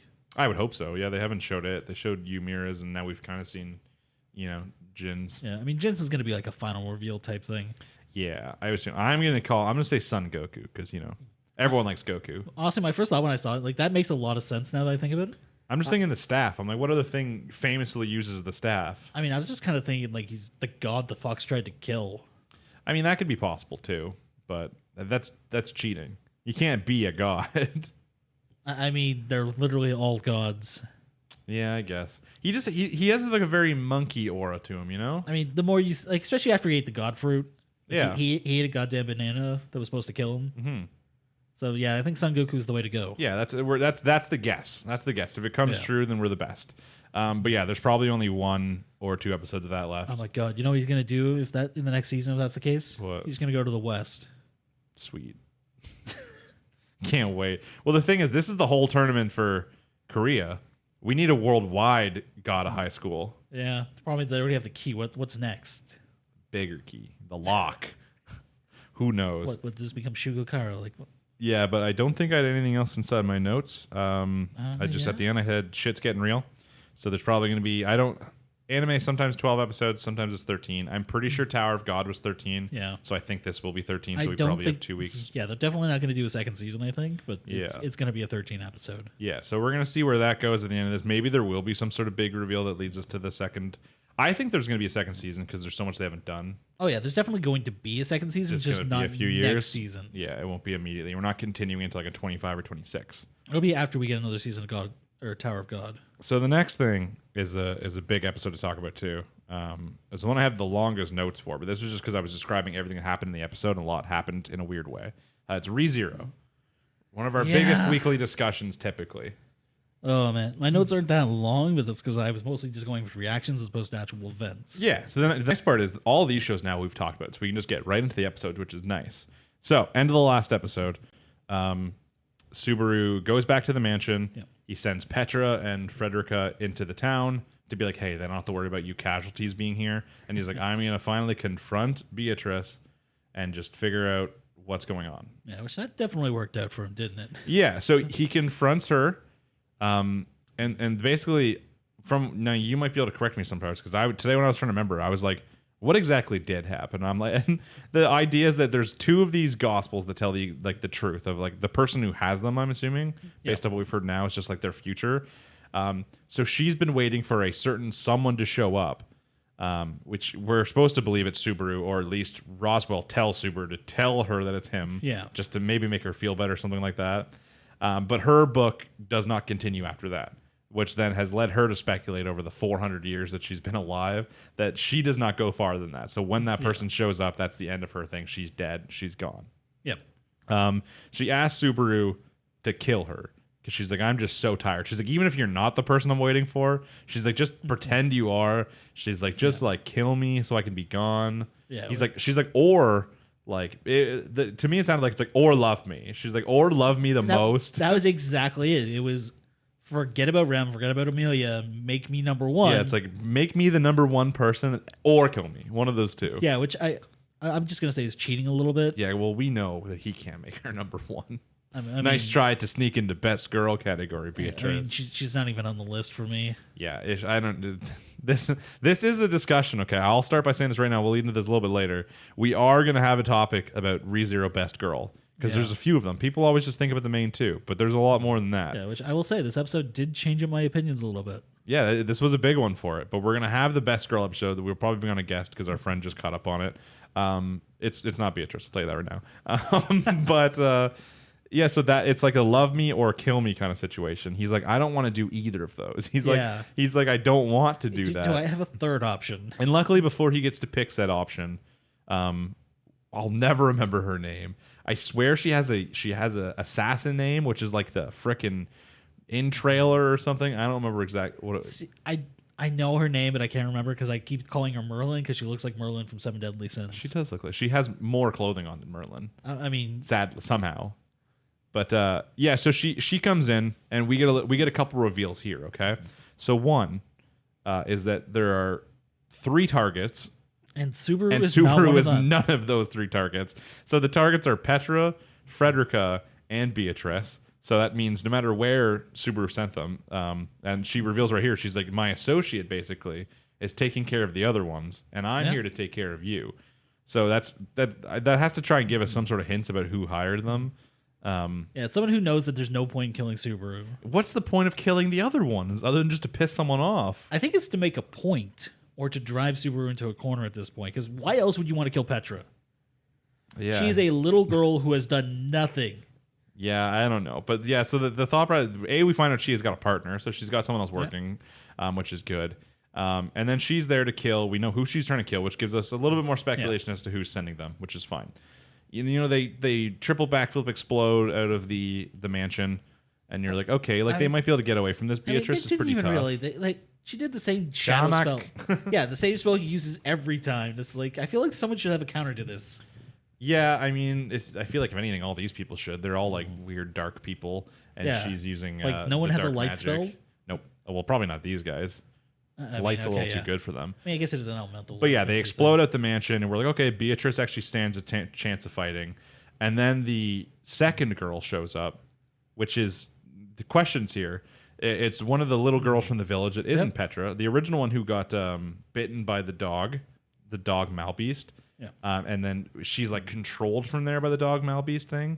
Was she actually this evil person the entire time? I almost want to say yes. That's because why would you just station? You're like, hey, here's our evil assassin. We need to station her in this village. Think about it. That's where Amelia was based. Yeah, I guess having someone close, because Amelia did visit there, I think.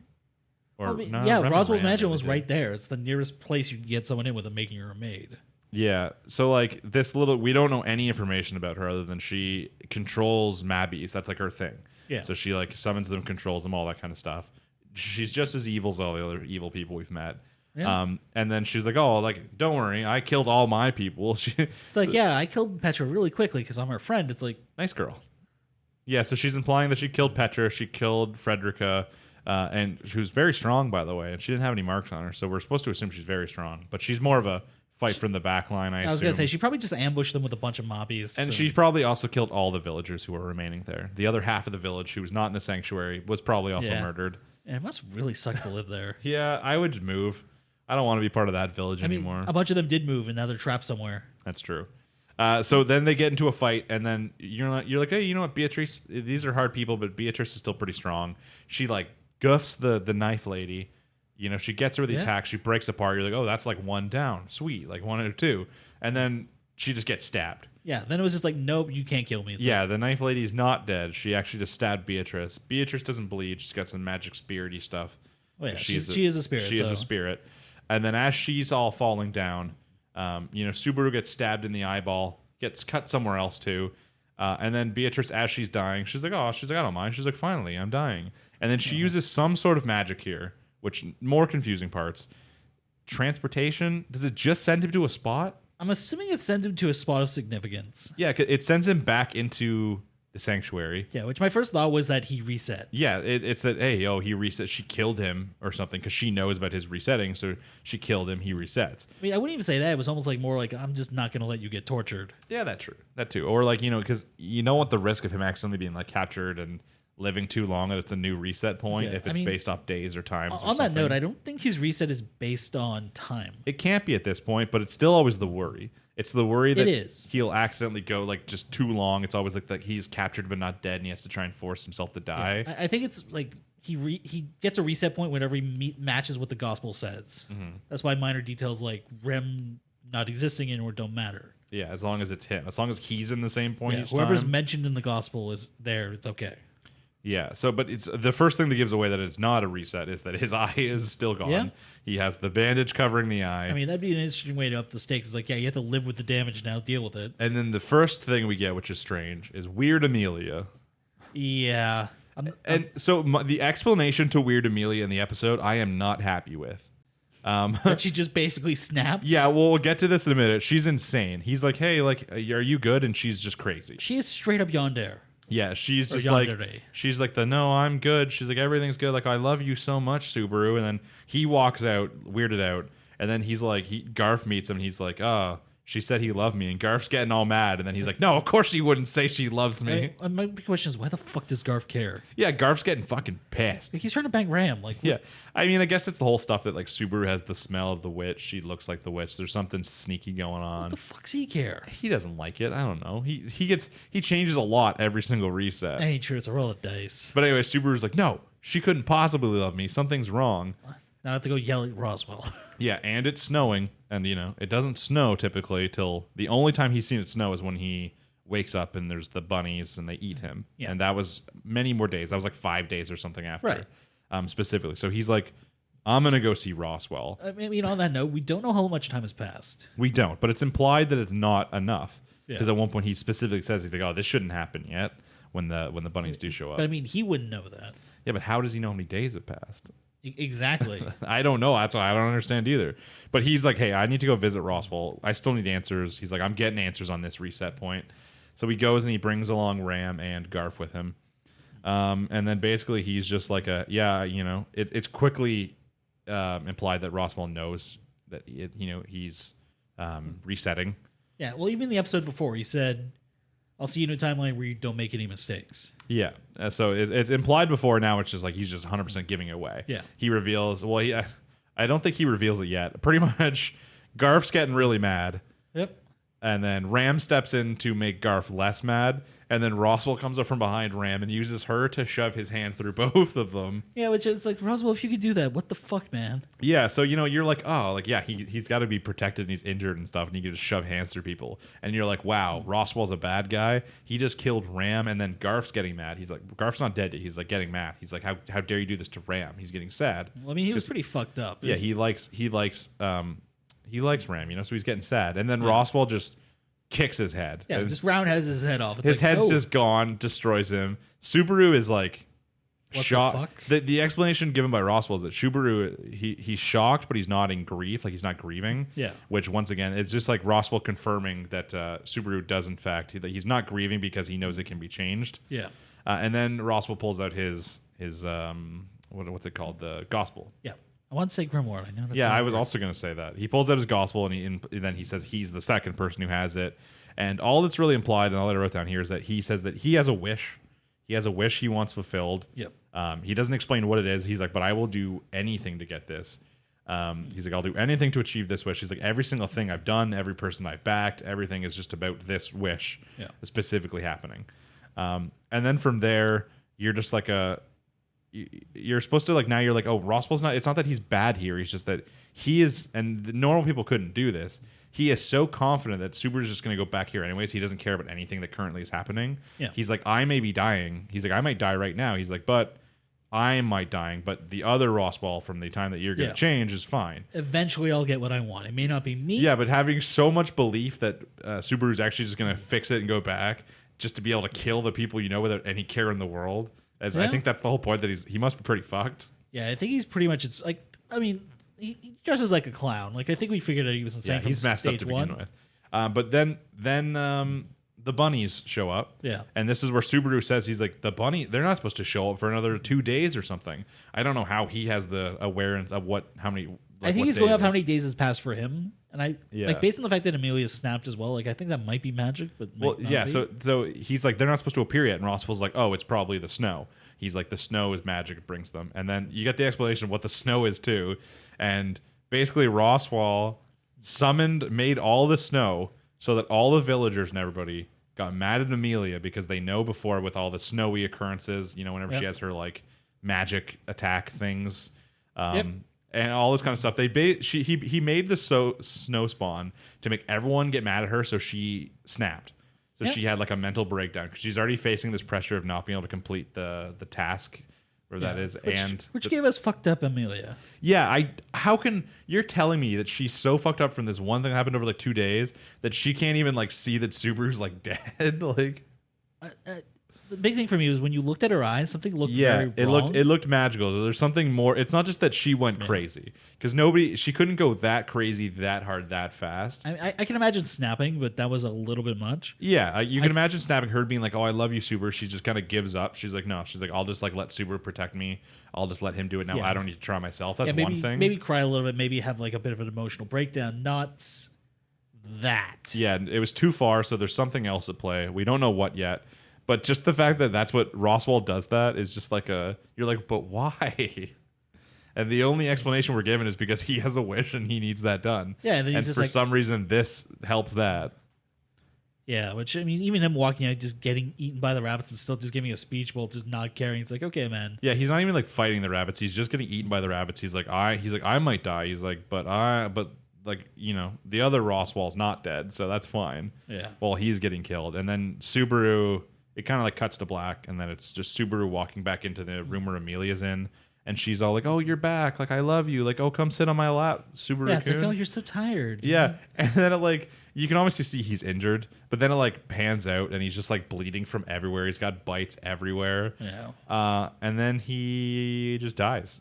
Yeah, I mean, to be fair, they heavily imply he finally gets his kiss.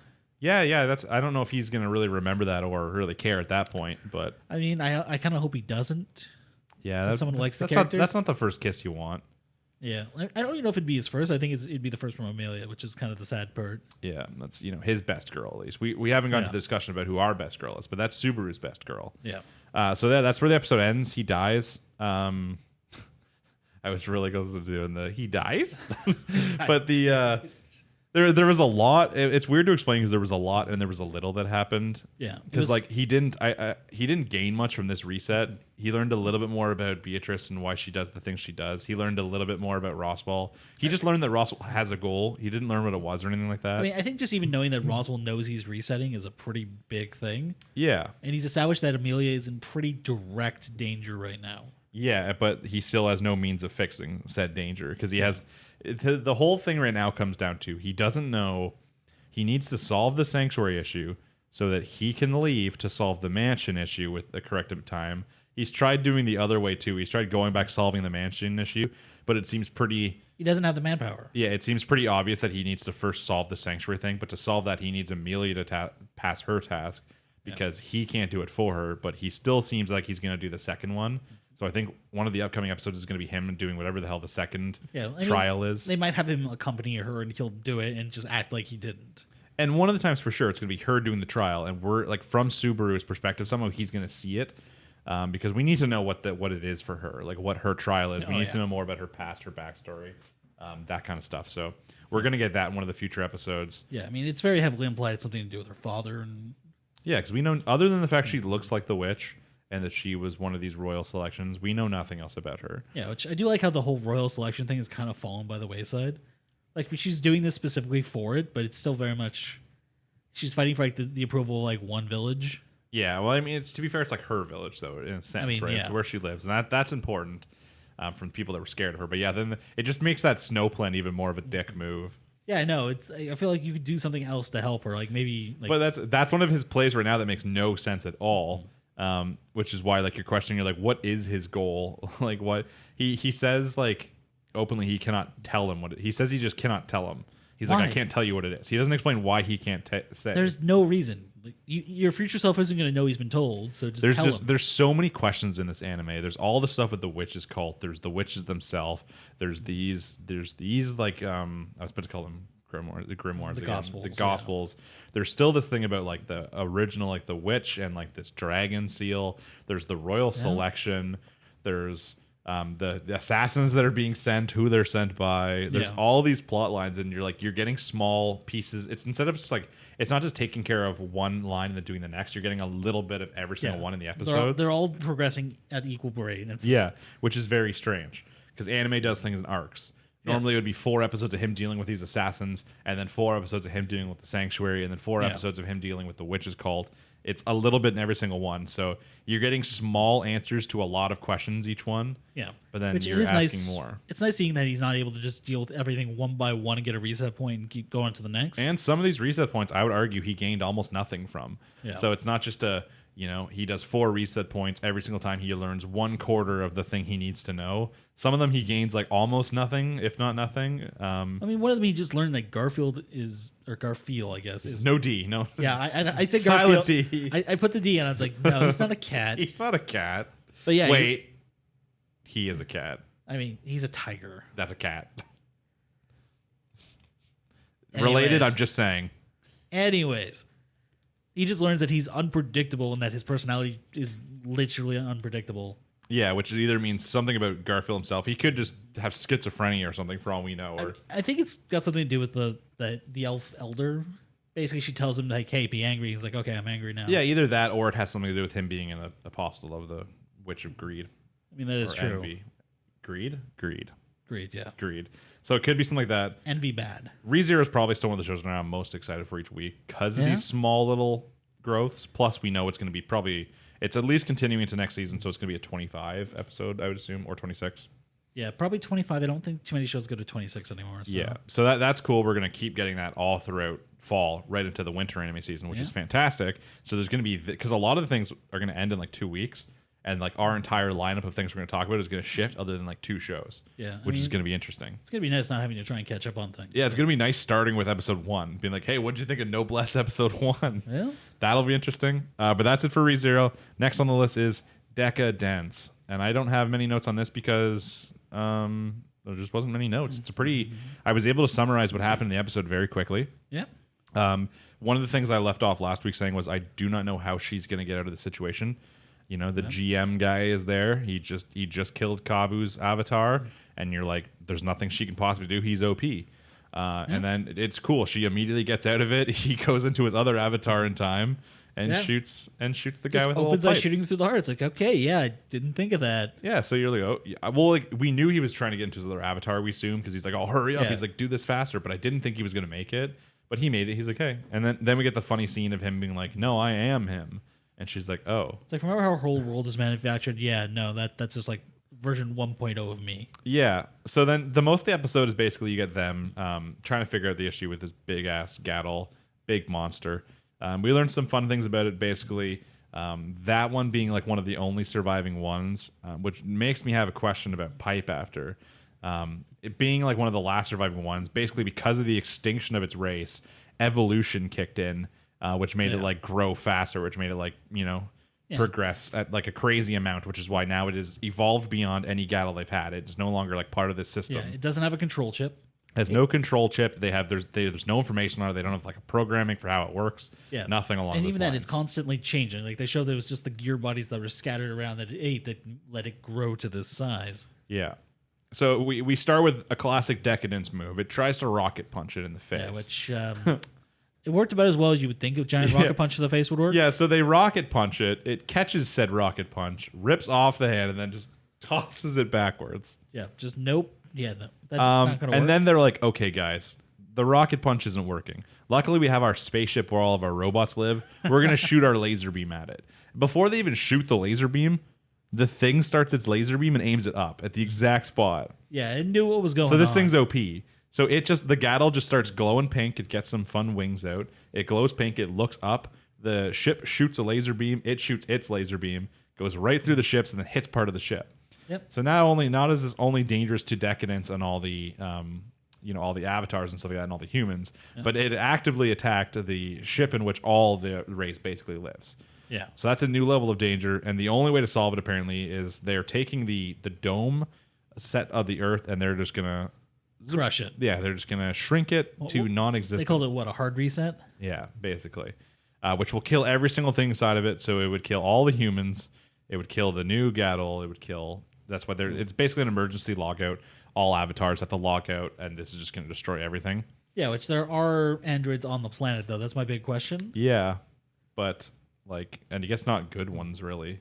Well, no, because even the commanders in Deca-dence. Yeah, so I think some of the people that run Deca-dence is the big one. I don't know exactly what their plan is. Maybe they're was like an escape pod or a. Well, no, because they just told you it's like as long as the core's okay, you guys will be fine, or like the system will be fine. So thanks for your service. Yeah, that's probably it. It's like a thanks for your sacrifice, guys. It's like yeah, no, you're screwed because we're gonna put this on you. Bye. But the main issue with this plan is, of course, that all the humans are on Decadence still, Yeah. and we'd like that to live. So Yeah, what we have a little bit of bias there, I think, but So I did like the scene a lot where Natsume goes and she sees all the robots. see, I didn't because it was very much a case of like she's kind of accepted this all very, very quickly. It's one of those things where it's like we need to like the main character a lot, and we need to see how like accepting and quirky and everything they are. So she needs to accept this real fast when she probably shouldn't. I mean, it wasn't that long ago she was having a mental breakdown over everything she knew being a lie. Yeah, she got over it real fast. She's like, you know what? I'm just gonna do what I can. She's like, I will now worry about nothing else. Screw it. Little robot people are cute. Cool. Yeah, so she goes there, she meets them, she talks to Jill, she finds out that they're all kind of working with Kabu. She then has the envisionment of what he looks like in his little robot baby thing, which is very strange, and she's just like, cute. And then she calls them all cute. They're like, oh, we're cute, and they're all getting excited. And that's the last we see from her.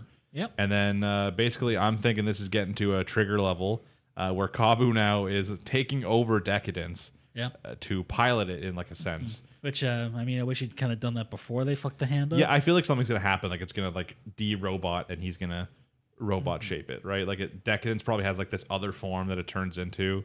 I mean, I feel like they might have busted that out if that was the case. I know, but how else could he fight with no rocket punch? You can't like maneuver it. There's still humans on, so you can't like go super fast. He's probably going to use the other hand, pin it down, and everyone's just going to cut them up.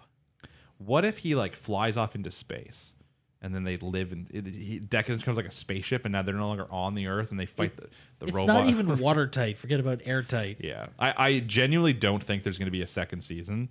I think it's going to be a one-season show. Like it's going to end with like the 13th episode or whatever the last episode is. It might only be a 12 episode.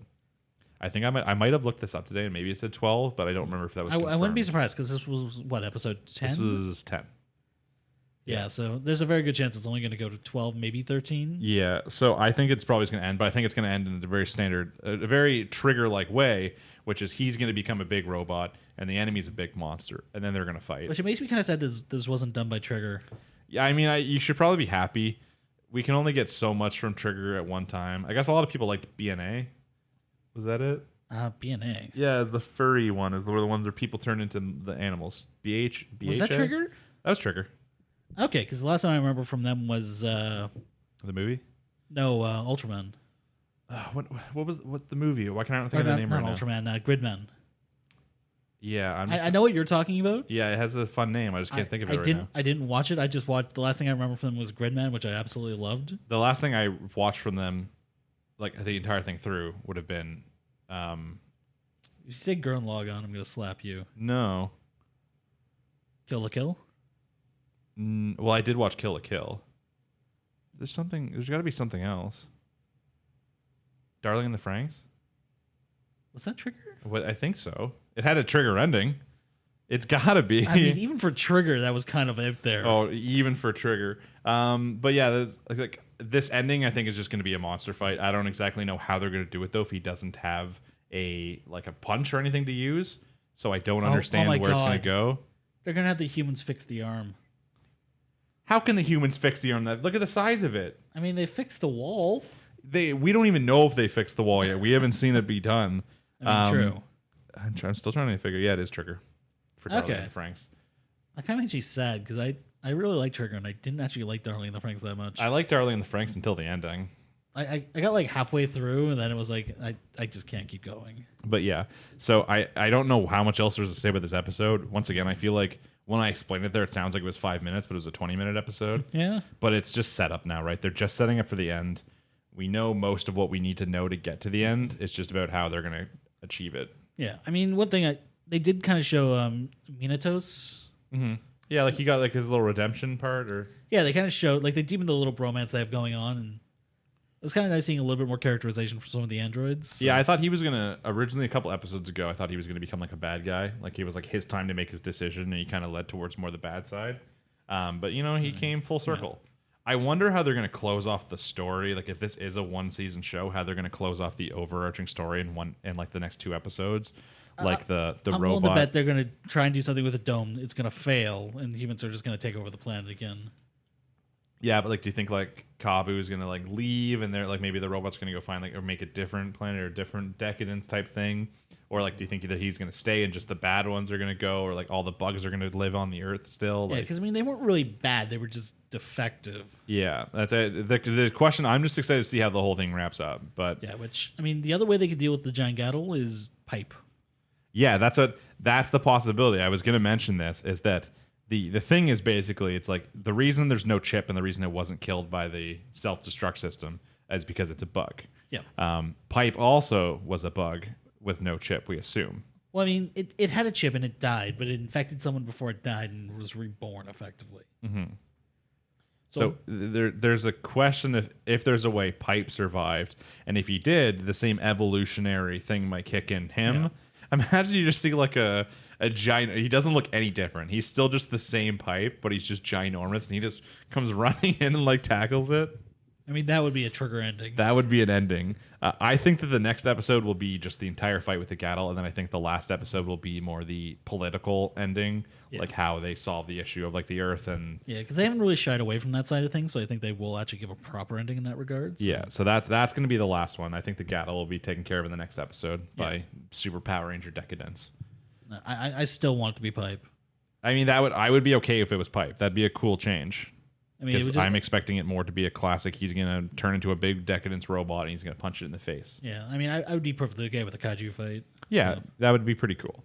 The last thing to talk about before we get into just one of the topics is Millionaire Detective. So one that you finally caught up on. Yeah, it took me a little bit. When it first came out, I wasn't that intrigued, but I actually learned to love it as I watched it. So. Yeah, it's also changed a lot through the episodes. Yeah, it's not what it started as. Yeah, concept very simple. Man has a lot of money. So what does he use his money for? He decides to join to become a detective for his own reasons. We understand those reasons now. And while a lot of the other detectives, including the main detective, I think his name is Kato. Yeah, Kato. He has to use his wits and all that kind of stuff to solve his cases and to do his stuff. This guy uses his money. Now, don't get me wrong. He has everything else too. He's clearly very. Yeah, he's obviously been trained. He's been trained. He's got a keen smart. mind. Yeah, he's got all. But he also basically has Batman levels of money where he can do anything he wants. He's somewhere between Batman and James Bond in that regard. Yeah, the opening, if you've ever watched the opening, is very James Bond. There's even a part where it's looking down like the barrel. Oh, it is, yeah. But the gist of it is basically the whole name, Millionaire Detective, is like balance unlimited, comes from, he says it all the time. Whatever he needs in the thing, he just like charges it. He's like, hey, we need to blow up this building to solve this case. He's like, just e-transfer them $100 million and blow the building up. Well, he doesn't even say that. It's like whatever the value is, double it and send it to them. Yeah, and he doesn't ask permission most of the time. He just does stuff, and then they send the money after. The first time they show this is he basically just takes the dude's car. The guy's like, hey, do you know how expensive that car is? And he's like, to be fair, he did ask to buy it first. Yeah, that was time. Nice. And then after that, he just kicks the guy out. He gets in the car, and he's like, you just got double its value. And then he just drives off tough as nails. Yeah, it was like something like, give me 60 million for it. He's like, okay, here's 100. And then his AI system, Husk, I think is the name, will then tell him how much money he has left in his bank account, which is always unlimited. A balance unlimited. Which I feel like you turn that feature off after a while. Yeah, eventually there's going to be a time where it's not unlimited. I mean, I feel like if they were ever going to do it, this would have been the episode. Yeah. Maybe the next one? Maybe the next one. He's going to try and do something that's going to be like, balance $0. Oh. And he's going to be like, huh? What? How many of that? So anything that's not unlimited? But yeah, there's multiple different like storylines from there.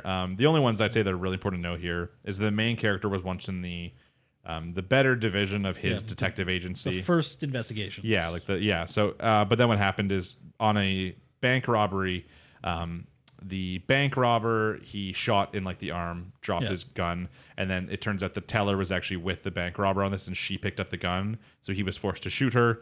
Then after finding it was a fake gun, so he's a little scarred, right? He can no longer like shoot his gun at all. So because of that, he's going to quit. He's going to fully give his notice and quit, but the head of the first division actually won't let him quit. He denies his what's the word? What's the letter? Resignation. Yeah, he denies his resignation, and instead puts on like the special task division, or whatever the hell the other one is. Modern crime division. Yeah, so he gets put into a more wacky, division with all the different characters. I'm so very confused about what their actual job is. No one knows. They do everything from like monitoring like parades. And They just get told to do stuff and they show up. Like, yeah, they're the guy in charge makes boats all day. Yep. One girl just eats snacks. Yep. The one guy just played with dice all the time. Yep. The one guy loves the old woman. That was a twist in the first episode.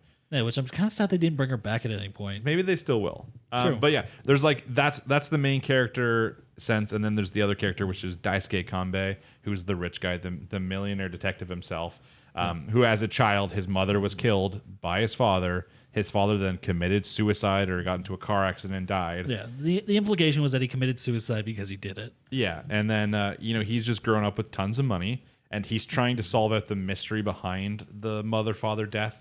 Because there's all about they were worked in like a lab where they were making some sort of material or substance or gas, adolium, something along that line. So he's using his new millionaire detective stuff to try and figure out this case. It's all led up to like this episode, where in the most recent episode, it's revealed that his dad is still alive. Which, I mean, I'm not gonna lie. The moment they showed the suicide, I was like, he's not dead. There's not a chance, especially when you have unlimited balance. You can do whatever you want. The moment they said we identified him with the dental records, it's like, that's fucking bullshit. Yeah. So his dad is still alive. He's an asshole. We still don't know the plot of this adolium stuff. That's like the overarching plot here. I mean, they've kind of played it off as almost like I want to say plot filler. Mm-hmm. It's the same as like the Force in Star Wars. It just kind of does whatever you need it to at the time. The Source and Demon of Misfit Academy. I mean, that's actually pretty accurate. Yeah, it's I liked the last two episodes because all it is, it's basically they know the dad is on this boat that has lots of weaponry and is heading to somewhere, and they're like both the characters manage to get on the boat in different ways. They don't know they're both going on there. Kanbei just uses his super spy car to drive into the water. Of course, he's got his bat suit on. And he gets onto the boat. He's like, I'm finding my dad. And at this point, we're led to assume he's going to like kill his dad or something. He's got like a plan. He's like, his dad, he knows at this point his dad killed his mom. He saw it when he was a kid. He's getting his revenge. He gives his badge in. He's not doing this like a detective. He's doing this like a man out for revenge. And then the Kato is, he's a detective. He's used his detective reasoning skills to figure out where they're going to be. And by that I mean his whole team was standing on top of a cart with like a satellite signal and. Well, yeah, because you have to remember, they had the two dice, right? Yeah, it was basically Kanbei solves his thing with all of his money and resources, and then Kato solves his thing with his team, and including the guy who passed away, who led to the tracker on him and stuff like that. So they're both on the boat. Some sort of weird signal is blocking Kanbei's bat suit. It's no longer working, so he's just a regular man now. Which is the adolium, that's just what it needed to do at the time. Yes, it's what it needed to be there for. It's also a power source that turns water into energy somehow. So then it's basically it's a fun little episode. They're just on the boat. They're trying to not get killed by the gunmen, while also trying to either escape the boat and maybe try and live for another day, or try and get to the father. Yeah, Kato's very much on this guy has a railgun on his arm, let's get out of here boat. Yes. And Kanbei's like, no, I'm going after my dad. Yeah, this is like the opportunity he's gotten. It gets down, the big plot parts in this is that at one point, blowy up arm guy has got Kanbei, and it's up to Kato to shoot his gun, which we already implied he cannot do. And he still can't really do it. And then Kanbei gives him the speech. He's like, you're not just a civil servant. He's like, you're a hero. And then he's like, I am a damn hero. And then he shoots the wire, which makes the steam-powered thing unpowered. He shot the coolant line, which overheated the power source. Yes, and that instantly shuts down whatever's blocking Kanbei's bat suit. His bat suit back up. He just easily destroys Boomy Arm. Which I just want to say, that's the best way to describe that suit. He's just Batman. He's just Batman, but he doesn't... I guess you could maybe argue Iron Man because he's Batman, but he doesn't give a shit who finds out. I mean, I don't even know, because he doesn't actively show off all this tech. He just has it there just in case he needs it. Yeah, he's not trying to hide it when he's using it, but he's not also showing it off. Yeah. Which I guess Iron Man really likes to do that. Yeah, I mean, I don't feel like Batman or Iron Man ever actually paid for the damages they did. So. Yeah, probably not. But yeah, so they take down the Boomy explosion arm guy, and then they're like, you know what? We got to go for the dad now. He's on the boat. We got Batsuit back working. So they go for him, and then right as they're about to catch him, Kanbei pulls out. He's like, hey, give me your handcuffs. And then he basically says, you're under arrest for like the murder of these people.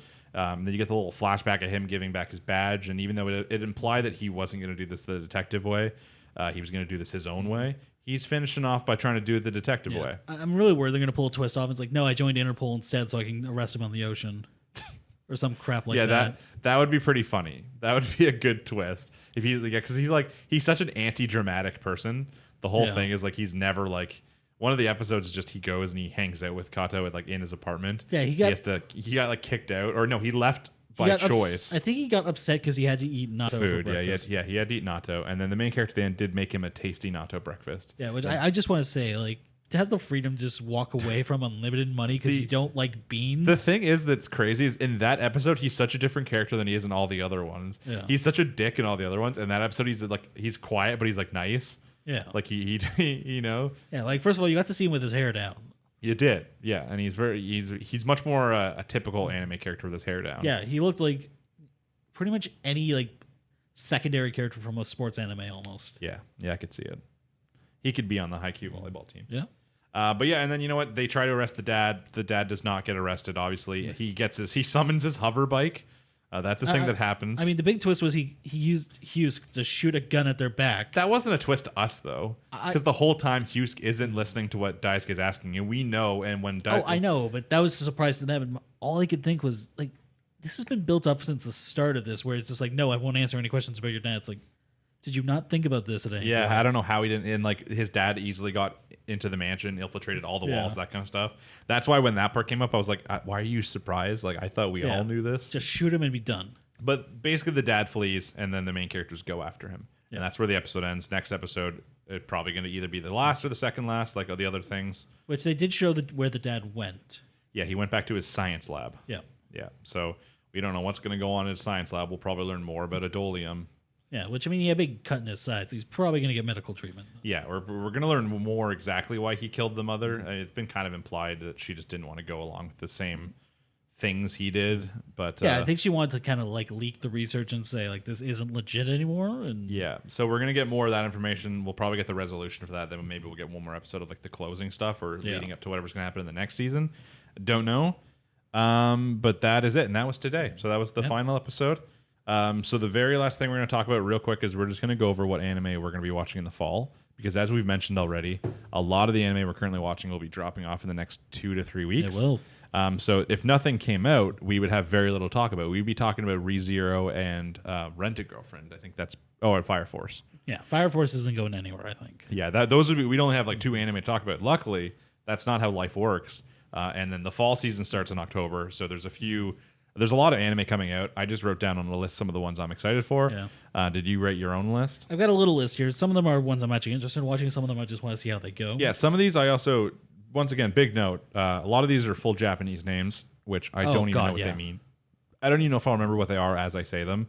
The very first thing I wrote down was continuation of Fire Force. I wasn't going to do any continuations or ongoing seasons, but that was the first thing I saw, and I was like, yeah, I'm excited. I mean, Fire Force is definitely hypey. It's something I want to see more of, and I'm kind of glad they're not taking a break with it. Yeah, that's what I don't want. If they, like, let's say they only did like 1 or 2 more episodes, they finished this whole thing with like Benny Mar and Joker, and they took a break, I just feel like it would cut the momentum so fast, and I want the momentum to keep getting hyped up till the end now. Oh, yeah. I'm not ready. It's the same thing with ReZero too, which is why I'm happy that if they stopped ReZero now, I'd be so mad. I mean, they did the same thing before, though, with the whole Who's Rem? Yeah. That was not a good ending point. Yeah, I know, but at least like you got all the hype first. And this is going into the next one I'm excited about, the terrible stopping place for Haikyuu. I know you don't watch Haikyuu. I'm going to catch up on it before the new season. They just get to this like big game. They're at nationals at this point, and they're fighting. They've already won the first like 2 or 3 matches, and they're against like one of the previous last year winners or the runners up. It's like a hard team. Yeah. And then they stopped. They're supposed to come back faster. They're supposed to come back in like June or July, but then with all the COVID stuff, it got delayed. Yeah. So it's starting up in October. So that's obviously the big one I'm excited for, because Haikyuu is tied for probably my favorite anime of all time, if not maybe second. That is high praise. Yeah, you obviously know I'm a big sports anime guy. Oh yeah, you're the reason I ended watching Kuroko's. Which, real quick, I don't remember the exact name, but there's a girls climbing sport anime coming out. Oh, I saw so it's that about one. girls in like a wall climbing club. Which I think is going to be interesting. It's definitely going to be one of those niche anime. I think it's going to be more moe I than watched anything else. the girls badminton anime, and it had really good animation to start, but I did eventually get I watched the whole thing, but eventually it was pretty boring overall. Yeah. So I hope this isn't the same kind of thing. Yeah, because that one had like almost reverse character development, didn't it? Like the character almost reverted back to how she used to be.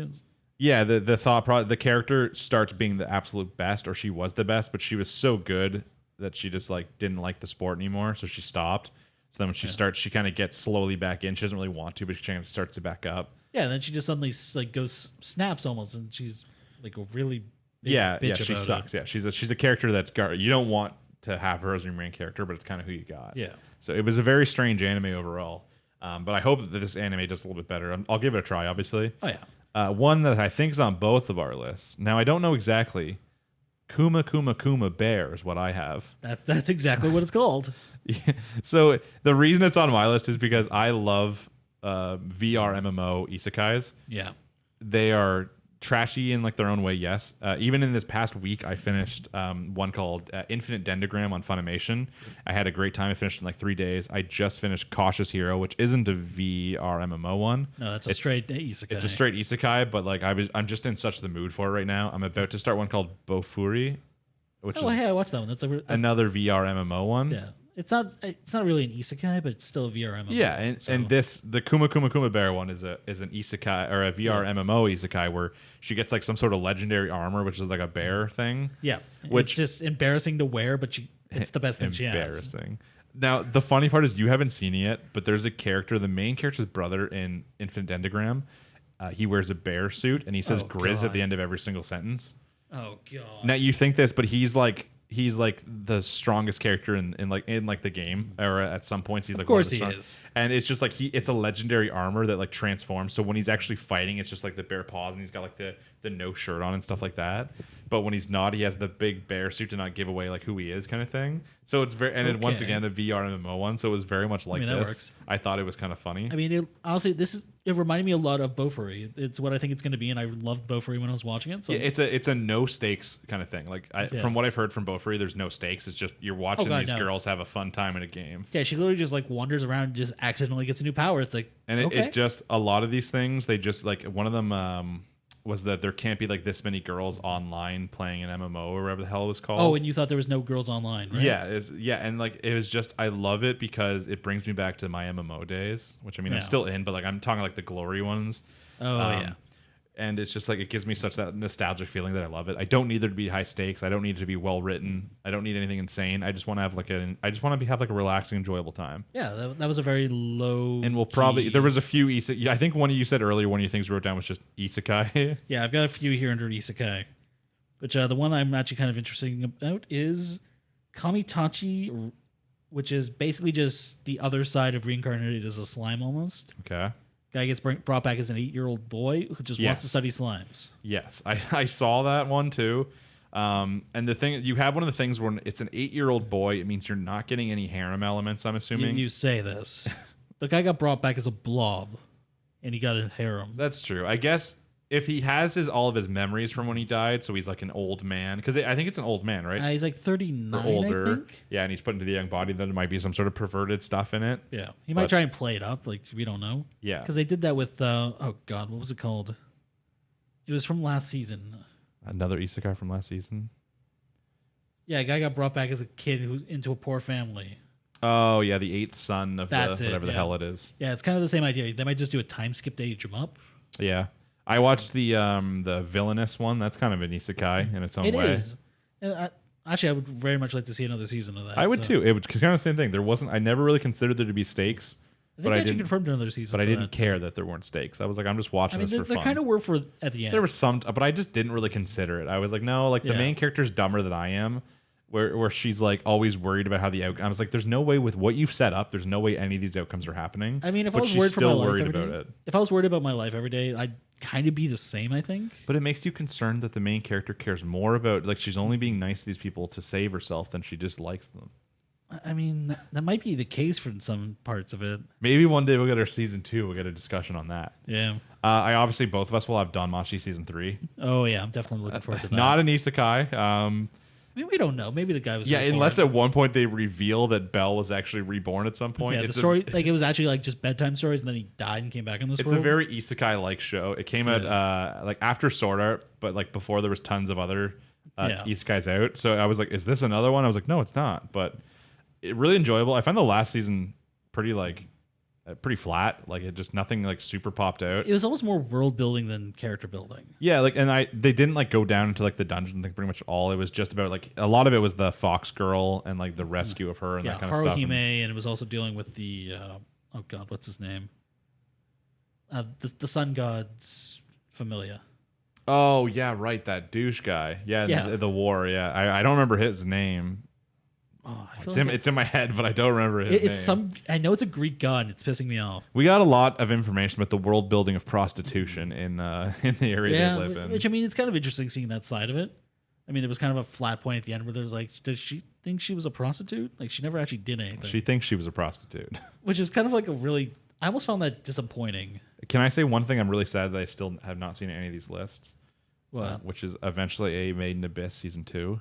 I haven't heard anything about it, so it's not like I was expecting it on a list. But every time I'm like revisiting lists for the next season, I'm like, still no Made in Abyss, eh? I mean, I think that's one of the ones that falls into the same list as like No Game No Life. And yeah, but Made in Abyss beat out like My Hero for a lot of awards, or like the anime awards and stuff like that. Like it was huge. It is, but it's also one of those weird ones to kind of get a sponsor for and build up. They did Girls Last Tour after, and that one was mixed opinions. A lot of people liked it, a lot of people didn't. Yeah. Next, we both probably have Noblesse. Oh yeah, Noblesse is definitely on Another the list. Crunchyroll original. Last two, I mean, God of High School has been good. I like Tower of God probably more than God of High School. I still have to watch Tower of God, but God of High School's definitely been on point. Yeah, and this is a vampire-y one. Hopefully, it's not like a Vampire Knight situation. Oh God, please no. I've read the description before, and it sounds interesting. And now they've kind of built up a trust already with their Crunchyroll originals, which is what you want to do. I just want to be able to watch episode 1. I don't need to know tons about it and just go right into it. Yeah, it's better to go in blind. The next one I have, I don't know if it's on your list. It's Tonikaku Kawaii. Tonikaku Kawaii. It's the guy finds a girl and it's love at first sight, and he confesses her love to her, and she's like, "I'll date you, but only after we're married." I've seen the meme. Yes. It's not that I think it's gonna be good, but I want one of them anime. I just want like a romance slice of life anime. Nice. Did you ever watch the My Love Story one? Where it's like the big ape looking guy. He's super strong, but he's like the heart of an angel, and with like the cute girl. I watched all of that and I enjoyed it. That was a good one. Cheesy love story anime, but I was like, you know what? Whatever. It's nice to get one of those in. I feel like the season didn't really have one from what we discussed. No. So. It has like some of the things like the trashy ones, like the slice of life or like Uzaki Chan and Rent a Girlfriend, but we don't have any just like definitely nothing straight romance. At least not that we've been watching. So. Yeah, and they don't do straight romance ones very often. True. It's usually romantic comedy at the very bare minimum. Next, I have When They Cry 2020. Oh, yeah. I'm unsure if I actually care about this or not, but I'm going to watch it anyways. I'm definitely going to watch it because that was, when I was getting back into anime in high school, that was one of the first ones. And listen, that was one of the ones I remember Jimmy's classic waifu. What's her name? Rena? Yeah, Ryugu. Rena was the one. I don't know if When They Cry was the typical pick your waifu situation, because you both didn't want any of them and wanted all of them, depending on which arc you're in. Yeah, I suppose. But I'm really excited to see if it holds up, or if I was just an edgy little motherfucker back in high school. That's what I want to see too, and I think we talked about this with our friend Devin, because he was also a huge When They Cry edgelord, including even When the Seagulls Cry. Yeah, which not quite as good, but still watchable. Yeah, so I want to see if it's like if it was good or if it was just the time we were in, where that was kind of like the thing. So that'll be interesting. I watched the dub of that too, so I put up with a lot of shit. The next one I have written on my list, I don't know what it is, which is a question. It's Majo no... Oh, I do know what it is. It's Majo no Tabi Tabi, which is the traveling witch one. Yes. Which I think looks really good. The storyline is just like there's always a traveling witch. Like there's when one like dies or happens, or when one finishes, another one like sets out, and they're just gathering all the information from like the world. Yeah, it definitely looks like it's gonna be interesting. I'm not sure if it's gonna be an actual interesting show, if it's gonna be more of a relaxed vibe. I think it might. That's what my feel was. It's gonna be a relaxed vibe. Like there's not really gonna be like big plots happening. Just each episode, she's gonna be in like a new area. Yeah, you're probably not gonna have any like characters other than the main character who's in like every single one. Yeah, they'll probably give her a familiar or something just to give us another familiar face. Maybe something cute, a little cute thing. But yeah, I don't think there's going to be like her party that she travels around with or anything like that. I think it's just going to be her experiencing different things in different areas, and probably I think it's going to be good to look at. I mean, that's my guess based off what I've seen. The art looks good, and I also think it's going to be a refreshing look at this genre. So yeah, plus I love Harry Potter, witches, wizards. Perfect. Don't know if that's the apt comparison for this one, but The last thing I have on my list I mentioned earlier too, new Inuyasha. So I heard about this a while ago, and I figured they were just doing a new season of Inuyasha, which I was like, you know what, it's been a long time. I actually, in retrospect, I don't think Inuyasha was that good. Maybe that's a bold opinion. I don't know. I was never into it. I was into it when I first started anime because I was like, man, you know what? This Iron Reaper Soul Stealer, and he does some cool attacks, and it's just Shomaru was a badass, and it was when I first started anime, and I was like, yeah, like I'm just getting into like Japan. It's starting to seem cool. I get to learn about feudal Japan here, all their cool like yokai monsters. But like originally when the whole thing is like collecting all the shards of like the Shikon Jewel Shard, whatever it was called. And they collect them all, and then it like explodes again. They have to recollect them. I'm like, oh dear God. I'm like, come on. But there were some arcs in that I loved. And so I was like, you know what? I'll check out an Inuyasha new season when it comes out. I want to see like if it's a time skip or something like that. And then you didn't get a new season. Yeah, it's like super fanficky. So from what I read today, I only read like the first sentence because I don't want to know too much about any of these shows. I want to go in blind. Something like Deca-dence kind of experience again. But it's like Inuyasha and Sesshomaru's daughter. And they're like traveling around and stuff, and I'm like, oh God. It's like Boruto. We talked about Boruto last week. Yeah. It's like Boruto all over again. It is. It's just someone wrote a fanfic. It got to some studio somewhere, and they decided, what the hell, we'll make it. Yeah, they're like, yeah, we haven't done anything with Inuyasha in like 15 years. Like, sure, yeah, take it. Like this almost makes me think of like the Make-A-Wish Foundation got a hold of an animation studio or something. Maybe they're like, I just want to see Inuyasha and Sesshomaru's daughter. Yeah, make my fanfic They're gotta real. be so hot. Oh my God! What if they end up? Oh, I don't even want to. I don't even want to guess what's gonna happen in the show. I'm gonna watch it to see if it's a trash fire. I'm gonna let you do that, and I'm not gonna touch it with a 10-foot pole. It wouldn't make any sense to if you haven't seen Inuyasha, or if you didn't like Inuyasha, anyways, right? Oh, definitely. There's assuming. nothing you could do to make me watch that. I will watch your opinion on it, but I will not touch it. So that's my list done. What else do you have on your list that I don't? Is there anything else? Other than that, there's nothing too crazy on here. I mean, we touched base on most of them. There is one isekai we didn't touch base on called 100 Man. I think I saw that one. Yeah, it's very similar to, I don't know if you ever watched Problem Children way back when. I did, yeah. I'm pretty sure this is going to be another one of those. So I have a little bit of hope for that one, even if it's just kind of a trashy. What was the other one that was Problem Children but Smart Children? Oh, The Prodigal. Yeah, Kids or something seven like prodigies in another world or something. Yeah, it's probably going to be another one of those. I'm hoping it'll be good. Yeah. If not, it'll be my time waster one day of the week. Yeah, I'm worried that I'm going to have too many time wasters this season, and there's not like that big. Like it doesn't have something like a lot of things are continuing at least, which is one thing, but I don't think it's going to have like its Deca-dence of the. Yeah, I think Fire Force, ReZero, and Rent-A-Girl Farm are probably going to be the 10 pulls of the week. Excuse me, good sir. There's something more popular than all of those. I'm sorry, Haikyuu. Haikyuu. It's like the #1 anime in Japan. I understand, and I still have to catch up on it, so let it go. Yeah. Oh, it's so good. I know. Do you want to know how many times in COVID I watched Haikyuu? I heard. This is just in COVID. I watched it 3 times. One of them I just watched season 2, and then I finished season 2, and I watched season 3. And then I was like, you know what? I might as well go back and rewatch season 1. And then when I finished season 1, I was like, what about season 2, though? And then I watched season 2, and then I watched season 3, and then I watched it dubbed. And they only have season 1 and 2 dubbed, so I was going to rewatch season 3. And then I've also rewatched the first part of season 4 that's come out. Once they announced it was coming back in July, I was like, might as well just rewatch this part, too. So, see, I know I have to watch it. I always had a bad taste in my mouth about volleyball, so it was... I played a lot of sports growing up. Volleyball wasn't really one of them. And this is still like stuff like I watched Baby Steps, which is the tennis one, and I played tennis. Kuriko's basketball and Hironosora and Slam Dunk and all those. And I play basketball, and I played a lot of that as a kid and stuff like that. Even I've played soccer as a kid, but like volleyball was never a sport I played. And even after watching Haikyuu, I still don't want to play volleyball. But it's just they do everything so well. Oh yeah, it's definitely a good show. It's just like back in high school, that was the go-to sport in gym. And you're like, nope. And I got dragged into the A pool, and that it was not like, volleyball. It was volleyball. Or I mean, dodgeball. No, it was fucking volleyball every goddamn week. And I think it's because our school actually had a decent volleyball team. I know, and I was like, my gym class had the volleyball team in it. I think our like men's seniors volleyball team was like the only thing in our school where they did good at sports. Yeah, I think the female rugby team did well at one point, but bunch of monsters in that school. But anything else other than that random isekai? There is one. This is probably going to be my absolute time waster of the season. I'm probably going to butcher this, so I apologize.